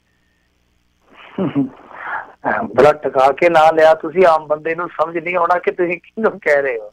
ਪਰ ਮੈਂ ਤੁਹਾਨੂੰ ਦੱਸ ਦਿੰਦਾ, ਕਿਉਂਕਿ ਮੈਂ ਗਵਾਂਢੀ ਉਹਨਾਂ ਦਾ, ਦਿਆਲ ਸਿੰਘ ਕੋਲਿਆਂ ਵਾਲੀ ਦਾ ਤੁਸੀਂ ਸ਼ਾਇਦ ਨਾਂ ਲੈ ਰਹੇ ਹੋ, ਤੇ ਉਹ ਜ਼ਮਾਨਤ ਤੇ ਆ ਗਏ ਆ ਬਾਹਰ। ਅਸੀਂ ਕੱਲ ਆਪਣੀ ਫਿਲਮ ਦੀ ਸ਼ੂਟਿੰਗ ਕਰਦੇ ਪਏ ਸੀ, ਉਹਨਾਂ ਦੀ ਢਾਣੀ ਦੇ ਲਾਗੇ ਸਾਡੇ ਇੱਕ ਮੰਤਰੀ ਦਾ ਰੋਲ ਸੀਗਾ, ਫਿਲਮੀ ਰੋਲ ਸੀਗਾ, ਤੇ ਉਹਦੀ ਢਾਣੀ ਦੇ ਲਾਗੇ ਫਿਲਮਾਇਆ ਗਿਆ। 9/9 ਹੈ ਹੁਣ, ਤੇ ਜਥੇਦਾਰ ਬਾਦਲ ਸਾਹਿਬ ਦੇ ਨਾਲ ਜਾ ਕੇ ਫਿਰ ਪੀੜੇ ਤੇ ਬਹਿ ਜਾਂਦਾ। ਸਰਗਰਮੀਆਂ ਨੇ ਸ਼ੁਰੂ ਕੀਤੀਆਂ ਹੋਈਆਂ, ਹਾਲਾਂਕਿ ਇਲਾਕੇ ਦੇ ਵਿੱਚ ਘੱਟ ਵਿਚਰਦਾ, ਪਰ ਉਹਦਾ ਸਿਆਸੀ ਗਤੀਵਿਧੀਆਂ ਉਹਦੀਆਂ ਜਿਹੜੀਆਂ ਜ਼ਮਾਨਤ ਤੋਂ ਬਾਅਦ ਸ਼ੁਰੂ ਹੋ ਚੁੱਕੀਆਂ। ਤਾਂ ਦੂਜੀ ਗੱਲ ਜਿਹੜੀ ਤੁਸੀਂ ਕੀਤੀ ਸੀਗੀ ਸ਼ਾਇਦ ਪੱਤਰਕਾਰਾਂ ਨੂੰ ਲੈ ਕੇ, ਮੈਂ ਸਮਝਦਾ ਕਿ ਜਿਹੜੇ ਸੱਚ ਦੇ ਆਸ਼ਿਕ ਆ, ਸਰਕਾਰ ਜੀ ਦੀ ਮਰਜ਼ੀ ਹੋਵੇ, ਜ਼ਾਲਮ ਜਿਹੜਾ ਮਰਜ਼ੀ ਹੋਵੇ, ਜਿਹਨੇ ਨੱਚਣਾ ਹੀ ਖੰਡੇ ਦੀ ਧਾਰ ਤੇ ਹੈ, ਜਿਹਨੇ ਤੁਰਨਾ ਹੀ ਤਲਵਾਰ ਦੀ ਧਾਰ ਤੇ, ਉਹਨੂੰ ਕੋਈ ਫਰਕ ਨਹੀਂ ਪੈਂਦਾ। ਜਿੰਨਾ ਜਿੰਨਾ ਜ਼ੁਲਮ ਹੋਏਗਾ, ਸੱਚ ਜਿਹੜਾ ਆ ਉਹ ਉਨੀ ਸ਼ਿੱਦਤ ਦੇ ਨਾਲ ਕੰਮ ਕਰਦਾ, ਉਨੀ ਸ਼ਿੱਦਤ ਦੇ ਨਾਲ ਹੀ ਹਿੱਕ ਡਾ ਕੇ ਸੀਨਾ ਡਾ ਕੇ ਸਾਹਮਣਾ ਕਰਦਾ। ਤਾਂ ਘਬਰਾਉਣ ਦੀ ਜ਼ਰੂਰਤ ਨਹੀਂ ਹੈ। ਸਰਕਾਰ ਰਿਪੀਟ ਵੀ ਹੋ ਜੂਗੀ, ਮੈਨੂੰ ਇੰਨਾ ਭਰੋਸਾ ਕਿ ਜੇ ਸਰਕਾਰ ਰਿਪੀਟ ਵੀ ਹੋ ਜਾਂਦੀ, ਸਰਕਾਰ ਇੰਨੀ ਪਾਵਰਫੁਲ ਨਹੀਂ ਰਹੂਗੀ ਜਿੰਨੀ ਹੋਣੇ ਆ। ਤਾਂ ਇਹਦੇ ਵਿੱਚ ਕੀ ਹੋਏਗਾ ਕਿ ਅਲਾਇੰਸ ਦੇ ਜਿਹੜੇ ਦਲ ਆ ਉਹ ਪਾਵਰ ਦੇ ਵਿੱਚ ਹੋਣਗੇ। ਜਿਵੇਂ ਆਪਾਂ UPA ਸਰਕਾਰ ਵੇਖੀ ਕਿ ਉਹਦੇ ਵਿੱਚ ਮਨਮੋਹਨ ਸਿੰਘ ਹੋਰੀ ਘੁਟਾਲੇ ਨਹੀਂ ਸੀ ਕਰਦੇ, ਘੁਟਾਲੇ ਦੂਸਰੇ ਕਰਦੇ ਸੀ। ਮਨਮੋਹਨ ਸਿੰਘ ਹੋਰਾਂ ਦੀ ਮਜਬੂਰੀ ਇਹ ਸੀ ਕਿ ਉਹ ਘੁਟਾਲੇ ਬਾਜ਼ਾਂ ਦਾ ਸਾਥ ਦਿੰਦੇ ਸੀ ਕਿਉਂਕਿ ਸਰਕਾਰ ਡਿੱਗਦੀ ਸੀ। ਤਾਂ ਸਰਕਾਰ ਜੇ ਰਿਪੀਟ ਵੀ ਹੁੰਦੀ ਆ, ਸਰਕਾਰ ਇਹਦੀ ਨਰੋਲ ਪਾਵਰ ਦੇ ਨਾਲ ਨਹੀਂ ਆਊਗੀ, ਇਹ ਐਸਾ ਮੇਰਾ ਜਾਤੀ ਤੌਰ ਤੇ ਮੰਨਣਾ। ਤਾਂ ਜਦੋਂ ਸਰਕਾਰ ਦੂਜੇ ਪੈਰਾਂ ਤੇ ਚੱਲਦੀ ਹੈ, ਬੇਗਾਨੇ ਪੈਰਾਂ ਤੇ ਚੱਲਦੀ ਹੈ, ਉਦੋਂ ਫਿਰ ਕਾਹਲੀ ਨਹੀਂ ਕਰਦੀ। ਜੀ ਕਾਹਲੀ ਤੇ ਇਹਨਾਂ ਨੇ ਹੁਣ ਵੀ ਨਹੀਂ ਕੀਤੀ, ਕਿਹੜਾ ਕੁਛ ਸਵਾਰਿਆ ਕਾਹਲੀ ਕਰਕੇ। ਨੋਟਬੰਦੀ ਨੂੰ ਕਾਹਲੀ ਜਿਹੜੀ ਇਹਨਾਂ ਨੂੰ ਜ਼ਰੂਰ ਪਈ ਸੀ ਉਦੋਂ ਜੀ। ਤੇ ਅਗਲੇ ਕਾਲਰ ਨੇ ਆਪਣੇ ਨਾਲ ਜਿਹੜੇ ਮਹਿੰਦਰ ਸਿੰਘ ਜੀ, ਸਤਿ ਸ਼੍ਰੀ ਅਕਾਲ। ਸਤਿ ਸ਼੍ਰੀ ਅਕਾਲ ਜੀ। ਸਤਿ ਸ਼੍ਰੀ ਅਕਾਲ। ਸਤਿ ਸ਼੍ਰੀ ਅਕਾਲ। ਹਾਂ, ਮੇਰਾ ਇੱਕ ਕੁਐਸਚਨ ਹੈ ਜੀ, ਉਹਦਾ ਅਸੀਂ ਪੁਰਾਣੇ ਬੰਦੇ, ਪੁਰਾਣੀਆਂ ਗੱਲਾਂ ਨੇ ਬਈ ਜਿਹੜੀ ਨਸ਼ਾ ਜਾ ਰਿਹਾ ਹੈ, ਇਹ ਥਾਣਿਆਂ 'ਚ ਜਿਹੜਾ ਨਸ਼ਾ ਜਮ੍ਹਾਂ ਹੋਇਆ ਵਾ ਸੀ, ਉਹ ਜੇਲ੍ਹਾਂ ਦੇ ਤੱਕ ਕਿਸ ਤਰ੍ਹਾਂ, ਕਿਹੜੇ ਦਲਾਲਾਂ ਰਾਹੀਂ ਪਹੁੰਚਦਾ ਹੈ ਕਿ ਕਿਵੇਂ ਉਹਨਾਂ ਨੂੰ ਵਰਤਣ ਵਾਲੇ ਵਰਤਦੇ ਨੇ, ਵੀ ਇਹਦਾ ਬਾਰੇ ਦੱਸਣ। ਓਕੇ, ਧੰਨਵਾਦ। ਨਹੀਂ, ਥਾਣਿਆਂ 'ਚ ਪਿਆ ਨਸ਼ਾ ਜਿਹੜਾ ਜ਼ਬਤ ਕਰਦੇ ਨੇ ਤੇ ਫਿਰ ਉਹ ਗਾਂ ਦੀ ਗਾਂ ਜੇਲ੍ਹਾਂ ਤਾਈਂ ਫਿਰ ਕਿੱਦਾਂ ਪਹੁੰਚੀ ਜਾਂਦਾ ਹੈ? ਨਹੀਂ, ਉਹ ਨਹੀਂ ਜਾਂਦਾ ਜੀ, ਉਹ ਨਹੀਂ ਜਾਂਦਾ। ਅਸਲ ਦੇ ਵਿੱਚ ਜਾਂਦਾ ਤੇ ਉਹ ਵੀ ਚਲੋ ਮਾਰਕੀਟ ਦੇ ਵਿੱਚ ਹੀ ਆ, ਜੇਲ੍ਹਾਂ ਤੱਕ ਉਹ ਨਹੀਂ ਜਾਂਦਾ ਹੋਏਗਾ ਸਾਰੇ ਦਾ ਸਾਰਾ, ਉਹ ਮਾਲਖਾਨਿਆਂ 'ਚ ਹੁੰਦਾ। ਤੇ ਮਾਲਖਾਨਿਆਂ 'ਚ ਵੀ ਪੂਰੇ ਦਾ ਪੂਰਾ ਨਸ਼ਾ ਨਹੀਂ ਉਤਰਦਾ ਮੈਦਾਨ ਦੇ ਵਿੱਚ, ਬਲਕਿ ਥੋੜਾ ਬਹੁਤ ਦਾ ਲੱਗਦਾ ਜਿੰਨਾ ਕੱਢ ਲੈਂਦੇ ਆ, ਜਾਂ ਕੇਸ ਦਰਜ ਕਰਨ ਤੋਂ ਪਹਿਲਾਂ ਹੀ ਉਹ ਆਪਦਾ ਹਿੱਸਾ ਪਾਸੇ ਕਰਕੇ ਥੋੜੇ ਜਿਹੇ ਦਾ ਕੇਸ ਦਰਜ ਕਰ ਲੈਂਦੇ ਆ। ਇਸ ਤਰ੍ਹਾਂ ਦੀ ਹੇਰਾਫੇਰੀ ਜ਼ਰੂਰ ਹੁੰਦੀ, ਪਰ ਜੇਲ੍ਹਾਂ ਤੱਕ ਨਹੀਂ ਜਾਂਦਾ। ਜੇਲ੍ਹਾਂ ਦੇ ਵਿੱਚ ਪਹੁੰਚਾਇਆ ਇਉਂ ਜਾਂਦਾ ਕਿ ਜੇਲ੍ਹਾਂ ਦੀ ਜਿਹੜੀ ਫੋਰਸ ਹੁੰਦੀ ਹੈ ਅਲੱਗ ਹੁੰਦੀ ਆ। ਆਮ ਨਹੀਂ ਹੈ ਕਿ ਜਿਵੇਂ ਥਾਣੇ ਚੋਂ ਬਦਲ ਦਿੱਤਾ ਸਿਪਾਹੀ ਕੇ ਚੱਲ ਤੂੰ ਜੇਲ੍ਹ 'ਚ ਡਿਊਟੀ ਕਰ ਰਿਹਾ, ਨਹੀਂ। ਜੇਲ੍ਹ ਦੀ ਫੋਰਸ ਆਪਣੀ ਹੁੰਦੀ ਆ, ਉਹਨਾਂ ਦੀ ਜਿਹੜੀ ਸਾਰੀ ਸਰਵਿਸ ਹੁੰਦੀ ਉਹ ਜੇਲ੍ਹਾਂ ਦੇ ਵਿੱਚ ਹੁੰਦੀ। ਤੇ ਪੰਜਾਬ ਦੇ ਵਿੱਚ ਲੈ ਦੇ ਕੇ ਮੇਰੇ ਖਿਆਲ ਦੇ ਨਾਲ 21-22 ਜੇਲ੍ਹਾਂ, ਇੱਕ ਬੰਦੇ ਨੇ ਇਹਨਾਂ 21-22 ਜੇਲ੍ਹਾਂ ਦੇ ਵਿੱਚ ਹੀ ਸਰਵਿਸ ਕਰਨੀ ਆ। ਤੇ ਫਿਰ ਤੁਸੀਂ ਆਪ ਹੀ ਅੰਦਾਜ਼ਾ ਲਾ ਲਓ ਕਿ ਉਹ ਸਾਲ, 2 ਸਾਲ, 4 ਸਾਲਾਂ ਬਾਅਦ, 8 ਸਾਲਾਂ ਬਾਅਦ ਸਿਸਟਮ ਦਾ ਹਿੱਸਾ ਹੋ ਜਾਂਦਾ। ਤਾਂ ਕਰਪਟ ਸਿਸਟਮ ਦਾ ਹਿੱਸਾ ਹੋ ਕੇ ਫਿਰ ਉਹ ਵੀ ਕਰਪਸ਼ਨ, ਉਹ ਵੀ ਕਮਾਈ ਕਰਨੀ ਸ਼ੁਰੂ ਕਰ ਦਿੰਦਾ। ਸੋ ਉਹਨਾਂ ਦਾ ਜਿਹੜਾ ਪੁਲਿਸੀਆ ਪ੍ਰਬੰਧ ਆ, ਜੇਲ੍ਹ ਪ੍ਰਬੰਧਨ ਦਾ, ਉਹ ਅਲੱਗ ਆ, ਥਾਣਿਆਂ ਦਾ ਅਲੱਗ ਆ। ਜੀ ਅਗਲੇ ਕਾਲਰ ਗੁਰਦੀਪ ਜੀ, ਸਤਿ ਸ਼੍ਰੀ ਅਕਾਲ। ਸਤਿ ਸ਼੍ਰੀ ਅਕਾਲ ਜੀ। ਸਤਿ ਸ਼੍ਰੀ ਅਕਾਲ। ਮੇਰਾ ਸਵਾਲ ਹੈਗਾ ਵੀ ਇੱਕ ਤਾਂ ਆਮ ਆਦਮੀ ਪਾਰਟੀ ਨੂੰ ਕਿੱਦਾਂ ਫੰਡ ਫੁੰਡ ਮਿਲੇ ਕਿ ਨਹੀਂ ਬਾਹਰੋਂ ਕੋਈ ਆਇਆ ਕਿ ਨਹੀਂ? ਦੂਜਾ ਹੈਗਾ ਜੀ ਜੱਗੀ ਜੋਲ ਵਾਲੇ ਬਾਰੇ ਦੱਸਿਓ। ਤੇ ਨਾਲੇ ਇੱਕ ਐਕਸੀਡੈਂਟ ਹੋਇਆ ਸੀ ਪਟਿਆਲੇ ਵਿੱਚ, ਇੱਕ ਗੱਡੀ ਫੋਰਡ ਐਂਡੇਵਰ ਸੀ, ਜਿਹੜੇ ਸਾਰੇ ਮਰ ਗਿਆ ਸੀ। ਉਹ ਪਹਿਲਾਂ ਕਹਿੰਦੇ ਸੁਸਾਈਡ ਕੀਤਾ, ਤੇ ਉਹ ਵੀ ਮੈਨੂੰ ਦੱਸਿਓ ਕੀ ਆ। Thank you. ਨਹੀਂ, ਸਵਾਲ ਥੋੜੇ ਥੋੜੇ ਨਖੇੜ ਕੇ ਮੈਨੂੰ ਦੱਸ ਦਿਓ। ਇੱਕ ਤਾਂ ਕਹਿੰਦਾ ਇੱਕ ਇੰਡੈਵਰ ਵਾਲਾ ਤੇ ਇੱਕ ਆਮ ਆਦਮੀ ਪਾਰਟੀ ਵਾਲਿਆਂ ਨੂੰ ਇਸ ਵਾਰੀ NRIਆਂ ਤੋਂ ਫੰਡਿੰਗ ਮਿਲੀ ਕਿ ਨਹੀਂ ਮਿਲੀ? ਇਹ ਤੇ ਤੁਸੀਂ ਦੱਸੋ, ਤੁਸੀਂ NRI ਤਾਂ ਹੀ ਤਾਂ ਟੋਕੇ ਪੁੱਛਦੇ ਪਏ ਨੇ ਕੀ ਵੀ ਹੋਇਆ ਕੀ ਇਸ ਵਾਰ। ਨਹੀਂ ਐਤਕੀ ਤੇ ਗੱਲੇ ਖਾਲੀ ਖੜਕਦੇ ਪਏ ਆ। ਤੇ ਵੈਸੇ ਜਿਵੇਂ ਵੋਟਾਂ ਬਣਾਉਣ ਲਈ ਵੀ ਸ਼ਰੀਕ ਪੈਦਾ ਹੋ ਗਏ, ਉਵੇਂ ਫੰਡ ਬਣਾਉਣ ਲਈ ਵੀ ਤੇ ਸ਼ਰੀਕ ਪੈਦਾ ਹੋ ਗਏ। ਉਹ ਅਗਲੇ ਜਾ ਕੇ ਖੜੇ ਆ ਕੈਨੇਡਾ ਦੇ ਵਿੱਚ। ਮੈਂ ਅੱਜ ਸਵੇਰੇ ਅਨਾਉਂਸਮੈਂਟ ਸੁਣਦਾ ਪਿਆ ਸੀ ਇੱਕ ਰੇਡੀਓ ਤੇ ਕਿ ਸਮਾਗਮ ਕਰਵਾ ਰਹੇ ਆ ਫੰਡਿੰਗ ਵਾਸਤੇ। ਮੇਰੇ ਖਿਆਲ ਦੇ ਨਾਲ ਐਤਕੀ ਉਹ ਮੌਜ ਮੇਲਾ ਨਹੀਂ ਹੈਗਾ। ਔਰ ਇਹਨਾਂ ਦੀ ਇੱਕ ਨਾ ਲੀਡਰ ਆ ਬੀਬੀ ਅਮਨਦੀਪ ਕੌਰ ਗੋਸਲ, ਬਹੁਤ ਸੁਲਝੀ ਹੋਈ ਉਹ ਬੀਬੀ ਆ, ਬਹੁਤ ਲੰਮਾ ਸਮਾਂ ਅਹਿਮ ਅਹੁਦਿਆਂ ਤੇ ਰਹੀ ਆ। ਉਹ ਭਗਵੰਤ ਮਾਨ ਤੇ ਅੱਜ ਕੱਲ੍ਹ ਸ਼ਰੇਆਮ, ਵੈਸੇ ਉਹ ਇਸ ਤਰ੍ਹਾਂ ਦੀ ਬੀਬੀ ਆ ਕਿ ਜਿੱਦਾਂ ਹੋਸ਼ੀਆਂ ਗੱਲਾਂ ਕੋਈ ਕਰਦਾ ਇਸ ਤਰ੍ਹਾਂ ਨਹੀਂ ਕਰਦੀ, ਬੜੀ ਤਰਕ ਦੇ ਨਾਲ ਠਰਮੇ ਦੇ ਨਾਲ ਗੱਲ ਕਰਨ ਵਾਲੀ ਆ। ਤਾਂ ਉਹ ਬੀਬੀ ਅੱਜ ਕੱਲ੍ਹ ਬਹੁਤ ਗੱਲਾਂ ਖੋਲ ਕੇ ਦੱਸਦੀ ਪਈ ਆ। ਔਰ ਨਾਲੇ ਵੀ ਕਹਿੰਦੀ ਆ ਕਿ ਮੇਰੀ ਕੋਈ ਪਰਸਨਲ ਲਾਗ ਡਾਟ ਨਹੀਂ, ਭਗਵੰਤ ਮਾਨ ਦੇ ਨਾਲ ਭਾਈ ਆ, ਮੇਰਾ ਭਰਾ ਆ, ਬਹੁਤ ਸਾਰੇ ਮਸਲਿਆਂ ਤੇ ਅਸੀਂ ਇਕੱਠਿਆਂ ਕੰਮ ਕੀਤਾ। ਤਾਂ ਉਹ ਬੀਬੀ ਦੱਸਦੀ ਆ ਕਿ ਬਹੁਤ ਜ਼ਿਆਦਾ ਫੰਡ ਆਇਆ ਬਾਹਰੋਂ, ਬਹੁਤ ਜ਼ਿਆਦਾ। ਹੁਣ ਕਿੰਨਾ ਆਇਆ ਐਗਜ਼ੈਕਟ ਉਹ ਬੀਬੀ ਦੱਸ ਸਕਦੀ ਹੈ, ਜਿਨ੍ਹਾਂ ਨੇ ਲੰਮਾ ਸਮਾਂ ਆਮ ਆਦਮੀ ਪਾਰਟੀ 'ਚ ਬਿਤਾਇਆ, 6-7 ਸਾਲ ਕੰਮ ਕੀਤਾ ਵਾ। ਪਰ ਹੁਣ ਐਤਕੀ ਦੀ ਤਾਰੀਖ ਦੇ ਵਿੱਚ ਜੇ ਆਪਾਂ ਦੇਖੀਏ ਐਸਾ ਮੌਜ ਮੇਲਾ ਨਹੀਂ ਹੈ। ਸੋ ਦੂਜੀ ਜਿਹੜੀ ਗੱਲ ਤੁਸੀਂ ਕਹੀ ਜੱਗੀ ਜੌਹਲ ਵਾਲੀ, ਉਹ ਅੰਦਰ ਹੀ ਆ, ਉਹਦੇ ਤੇ ਕਈ ਮੁਕੱਦਮੇ ਆ, ਕਈਆਂ ਦੇ ਵਿੱਚ ਚਲਾਨ ਹਾਲੇ ਪੇਸ਼ ਹੋਣਾ, ਕਈਆਂ 'ਚ ਪੇਸ਼ ਹੋ ਚੁੱਕਾ। ਉਹਦਾ ਕੇਸ ਨਹੀਂ ਨਿਬੜਦਾ, ਮੇਰੇ ਖਿਆਲ ਦੇ ਨਾਲ ਛੇਤੀ ਨਹੀਂ ਨਿਬੜਦਾ। ਉਹ ਜ਼ਮਾਨਤਾਂ ਹੀ ਹੋਣਗੀਆਂ, ਉਹ ਕਦੋਂ ਹੁੰਦੀਆਂ ਜਾਂ ਕੇਸ ਬਰੀ ਹੁੰਦੇ ਆ, ਉਹ ਇੱਕ ਉਹ ਵੱਖਰਾ ਵਿਸ਼ਾ ਹੈ। ਉਹਦੇ ਲਈ ਆਪਾਂ ਕੋਈ ਟਾਈਮ ਪੀਰੀਅਡ ਹੈ ਜਿਹੜਾ ਆਪਣੇ ਤੌਰ ਤੇ ਸੁਨਿਸ਼ਚਿਤ ਨਹੀਂ ਕਰ ਸਕਦੇ ਕਿ ਉਦੋਂ ਤੱਕ ਜੀ ਮਸਲਾ ਜਿਹੜਾ ਉਹ ਹੱਲ ਹੋ ਜਾਣਾ ਚਾਹੀਦਾ। ਤਾਂ ਤੀਸਰੀ ਜਿਹੜੀ ਤੁਸੀਂ ਇੰਡੈਵਰ ਦੀ ਗੱਲ ਕੀਤੀ ਆ, ਉਹ ਪਟਿਆਲੇ ਦੇ ਵਿੱਚ ਮੇਰੇ ਖਿਆਲ ਦੇ ਨਾਲ ਜਿਹੜੀ ਨਹਿਰ ਦੇ ਵਿੱਚ ਸੁੱਟੀ ਗਈ, ਉਹਦੀ ਤੁਸੀਂ ਗੱਲ ਕਰਦੇ ਹੋ, ਟੱਬਰ ਦਾ ਟੱਬਰ ਹੀ ਫਨਾਹ ਹੋ ਗਿਆ। ਉਹਦੇ ਵਿੱਚ ਬੜੀ ਵੱਡੀ ਮੇਰੇ ਖਿਆਲ ਦੇ ਨਾਲ ਉਸ ਬੰਦੇ ਨੇ ਗਲਤੀ ਕੀਤੀ ਆ।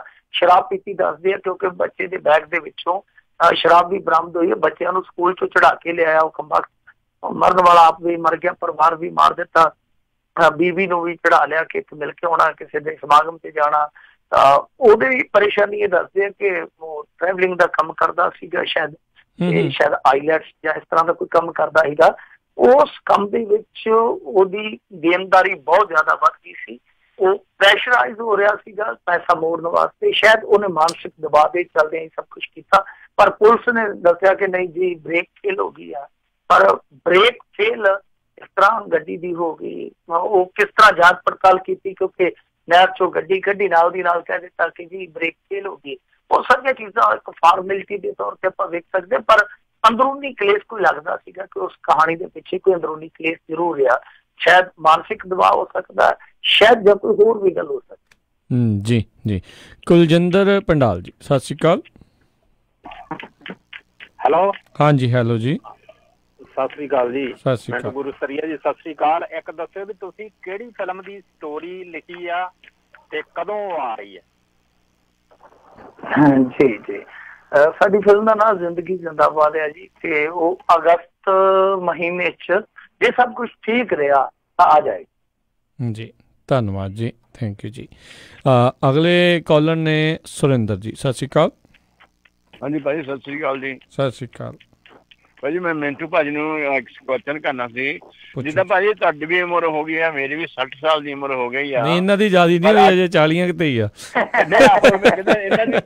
ਮੈਂ ਤਾਂ ਕਹਿੰਦੇ ਉਮਰ ਪੁੱਛਣੀ ਨਹੀਂ ਚਾਹੀਦੀ, ਤਾਂ ਨਹੀਂ ਪੁੱਛਿਆ। ਠੀਕ ਹੈ ਜੀ ਜੀ ਜੀ। ਤੇ ਉਹ ਮੈਂ ਨਾ ਗੱਲ ਕਰਦਾ, ਜਿੱਦਾਂ ਹੁਣ ਤੁਸੀਂ 40 ਸਾਲਾਂ ਦਾ, ਮੈਂ 60 ਸਾਲ ਦਾ ਹੋ ਗਿਆ, ਅੱਜ ਤੱਕ ਤੁਹਾਨੂੰ ਇਹ ਪਤਾ ਲੱਗਾ ਵੀ MP ਨੂੰ ਕਦੀ ਗ੍ਰਾਂਟ ਮਿਲ ਜਾਂਦੀ?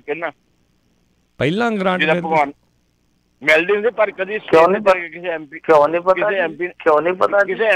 ਕਿਸੇ MP ਨੇ ਕਦੀ ਸਟੇਜ ਤੇ ਚੜ ਕੇ ਦੱਸਿਆ। ਫਿਰ ਦੂਜੀ ਗੱਲ ਇੱਕ ਮਿੰਟ, ਮੇਰਾ ਕੁਐਸਚਨ ਤੇ ਜਿੱਦਾਂ ਮਤਲਬ ਮੇਰੇ ਕਹਿਣ ਦਾ, ਹੁਣ ਜਿੱਦਾਂ ਆਮ ਆਦਮੀ ਪਾਰਟੀ ਹੈ ਨਾ, ਇਹਨਾਂ ਨੂੰ ਜਿਹੜੇ ਆਪਣੇ ਪੰਜਾਬ ਦੇ ਲੋਕ, ਇਹਨਾਂ ਨੂੰ ਥੋੜੀ ਜਿਹੀ ਦਿੱਲੀ ਵੱਲ ਨੂੰ ਨਿਗਾਹ ਮਾਰ ਲੈਣੀ ਚਾਹੀਦੀ ਆ ਵੀ ਉੱਥੇ ਕਿੰਨਾ ਕੁ ਚੇਂਜ ਹੋਇਆ। ਰਾਈਟ। ਮੈਂ ਤਾਂ ਇਹ ਸਮਝਦਾ ਜਿਹੜਾ ਇਸ ਵੇਲੇ ਜਿੰਨੇ ਵੀ MLA ਆਮ ਆਦਮੀ ਪਾਰਟੀ ਦੇ, ਜਿਹੜਾ ਉਹਨਾਂ ਨੂੰ ਵੋਟ ਨਾ ਪਾਊਗਾ ਉਹ ਸਾਹਮਣੇ ਪੰਜਾਬ ਦਾ ਗਰਦਾਰ ਹੋਊਗਾ। ਤੁਹਾਡਾ ਕੀ ਖਿਆਲ ਹੈ? ਇਹ ਤੁਸੀਂ ਕਿਉਂ ਕਹਿ ਰਹੇ ਹੋ? ਕਿਸ ਆਧਾਰ ਤੇ ਕਹਿ ਰਹੇ ਹੋ ਤੁਸੀਂ? ਪੰਜਾਬ ਦਾ ਗਰਦਾਰ ਹੋਊਗਾ ਜਿਹੜਾ ਵੋਟ? ਇੱਕ ਮਿੰਟ, ਜਿੱਦਾਂ ਪੰਜਾਬ, ਜਿੱਦਾਂ ਦਿੱਲੀ ਦੇ ਵਿੱਚ ਸਾਰੀਆਂ ਸਹੂਲਤਾਂ ਮਿਲ ਰਹੀਆਂ, ਏਦਾਂ ਜੇ ਪੰਜਾਬ 'ਚ ਮਿਲ ਗਈਆਂ ਤਾਂ ਇਹ ਤਾਂ ਮਾੜੀ ਗੱਲ ਹੈ। ਨਹੀਂ, ਉਹਨਾਂ ਸਹੂਲਤਾਂ ਦਾ ਉਹ ਸਾਰਾ ਰਿਪੋਰਟ ਕਾਰਡ ਇੱਥੇ ਲਿਆ ਕੇ ਰੱਖਦੇ ਨੇ, ਪਰ ਫਿਰ ਵੀ ਜੇ ਕੋਈ ਬੰਦਾ ਵੋਟ ਨਹੀਂ ਪਾਉਂਦਾ ਉਹਨੂੰ ਗਦਾਰ ਤੁਸੀਂ ਕਿਸ ਆਧਾਰ ਤੇ ਕਹਿ ਸਕਦੇ ਹੋ? ਤੇ ਮੰਨ ਲਓ ਕੱਲ ਨੂੰ ਜਿਵੇਂ ਤੁਸੀਂ ਇੱਕ ਮਿੰਟ ਹੁਣ ਮਾਫ ਕਰਨਾ, ਮੈਂ ਤੁਹਾਡੀ ਗੱਲ ਨਹੀਂ ਕੱਟੀ, ਪਰ ਤੁਸੀਂ ਇੱਕ ਸ਼ਬਦ ਵਰਤਿਆ ਕਿ ਪੰਜਾਬ ਦਾ ਗਦਾਰ ਆ। ਮੰਨ ਲਓ ਕੋਈ ਬੰਦਾ, ਮੇਰੇ ਸਾਹਮਣੇ 3 ਉਮੀਦਵਾਰ ਆ, ਜੇ ਮੈਂ ਬਠਿੰਡੇ ਤੋਂ ਬਿਲੋਂਗ ਕਰਦਾ, ਮੈਂ ਬਠਿੰਡੇ ਦਾ ਵੋਟਰ ਆ, ਮੇਰੇ ਸਾਹਮਣੇ ਬਠਿੰਡੇ ਦੇ ਵਿੱਚ ਜਿੰਨੇ ਵੀ ਕੈਂਡੀਡੇਟ, ਮੈਨੂੰ ਲੱਗਦਾ ਹੈ ਕਿ ਉਹ ਕੈਂਡੀਡੇਟ ਸਾਰੇ ਜਿਹੜੇ ਮੇਰੀ ਕਸੌਟੀ ਤੇ ਖਰਾ ਨਹੀਂ ਉਤਰਦੇ, ਰਿਪੋਰਟ ਕਾਰਡ ਰੱਖਦੇ ਆਪੋ ਆਪਣਾ, ਮੈਂ ਨੋਟਾ ਬਟਨ ਦਬਾਉਣਾ, ਦੱਸੋ ਮੈਂ ਪੰਜਾਬ ਦਾ ਗਦਾਰ ਕਿਸ ਤਰ੍ਹਾਂ ਹੋ ਗਿਆ? ਐਕਚੁਅਲੀ ਮੇਰਾ ਕਹਿਣ ਦਾ ਮਤਲਬ ਇਹ ਆ, ਜੇ ਤੁਸੀਂ ਕਾਂਗਰਸ ਵੀ ਦੇਖ ਲਈ, ਸਾਰੀਆਂ ਪਾਰਟੀਆਂ ਦੇਖ ਲੈ, ਤੂੰ ਇੱਕ ਵਾਰੀ ਚਾਂਸ ਤਾਂ ਦੇ ਕੇ ਦੇਖੋ, ਇੱਕ ਵਾਰੀ ਟਰਾਈ ਤਾਂ ਕਰੋ। ਚਾਂਸ ਇਹਨਾਂ ਨੂੰ ਵਿਰੋਧੀ ਧਿਰ 'ਚ ਬਿਠਾ ਦਿੱਤਾ ਪੰਜਾਬੀਆਂ ਨੇ, 4 ਇਹਨਾਂ ਨੂੰ MP ਜਿਤਾ ਦਿੱਤੇ ਪੂਰੇ ਭਾਰਤ ਦੇ ਵਿੱਚੋਂ। ਇੱਕ ਮਿੰਟ ਮੇਰੀ ਗੱਲ ਸੁਣੋ ਸਰਦਾਰ ਸਾਹਿਬ, ਪਰ ਇਹਨਾਂ ਨੇ ਬਾਅਦ ਦੇ ਵਿੱਚ ਕੀ ਕਰਤੂਤਾਂ ਕੀਤੀਆਂ, ਜੇ ਆਪਾਂ ਉਹਨਾਂ ਗੱਲਾਂ ਤੇ ਜਾਈਏ, ਕੀ ਕਰਤੂਤਾਂ ਕੀਤੀਆਂ ਇਹਨਾਂ ਨੇ? ਭਾਈ ਜਿਹੜਾ ਹੁਣ ਜਿਹੜਾ ਬੰਦਾ 20 ਸਾਲ ਦਾ ਜਿਹੜਾ ਐਕਸਪੀਰੀਅੰਸ, ਇੱਕ ਬੰਦੇ ਦਾ 4 ਸਾਲ ਦਾ ਐਕਸਪੀਰੀਅੰਸ, ਉਹਨਾਂ ਤੋਂ ਕੰਪੇਅਰ ਕਿੱਦਾਂ ਕਰ ਸਕਦੇ ਨਾ? ਥੋੜੇ ਜਿਹੇ ਤੁਸੀਂ ਇੱਕ ਡਿਬੇਟ 'ਚ ਪੈ ਰਹੇ ਹੋ, ਮੈਨੂੰ ਗੱਲ ਦਾ ਜਵਾਬ ਦਿਓ ਕਿ 4 ਸਾਲ ਪਹਿਲਾਂ ਜੰਮੀ ਇੱਕ ਪਾਰਟੀ ਨੂੰ 4 MP ਦਿੱਤੇ ਜਿਸ ਸੂਬੇ ਨੇ, ਇੱਕ 25% ਵੋਟ ਦਿੱਤੀ ਜਿਸ ਸੂਬੇ ਨੇ, ਉਹ ਪਾਰਟੀ ਆਪਣੇ ਆਪ ਨੂੰ ਇਕਜੁੱਟੀ ਨਹੀਂ ਰੱਖ ਸਕੀ, ਉਹਦੇ 'ਚ ਲੋਕਾਂ ਦਾ ਕੀ ਕਸੂਰ ਹੈ ਮੈਨੂੰ ਦੱਸੋ?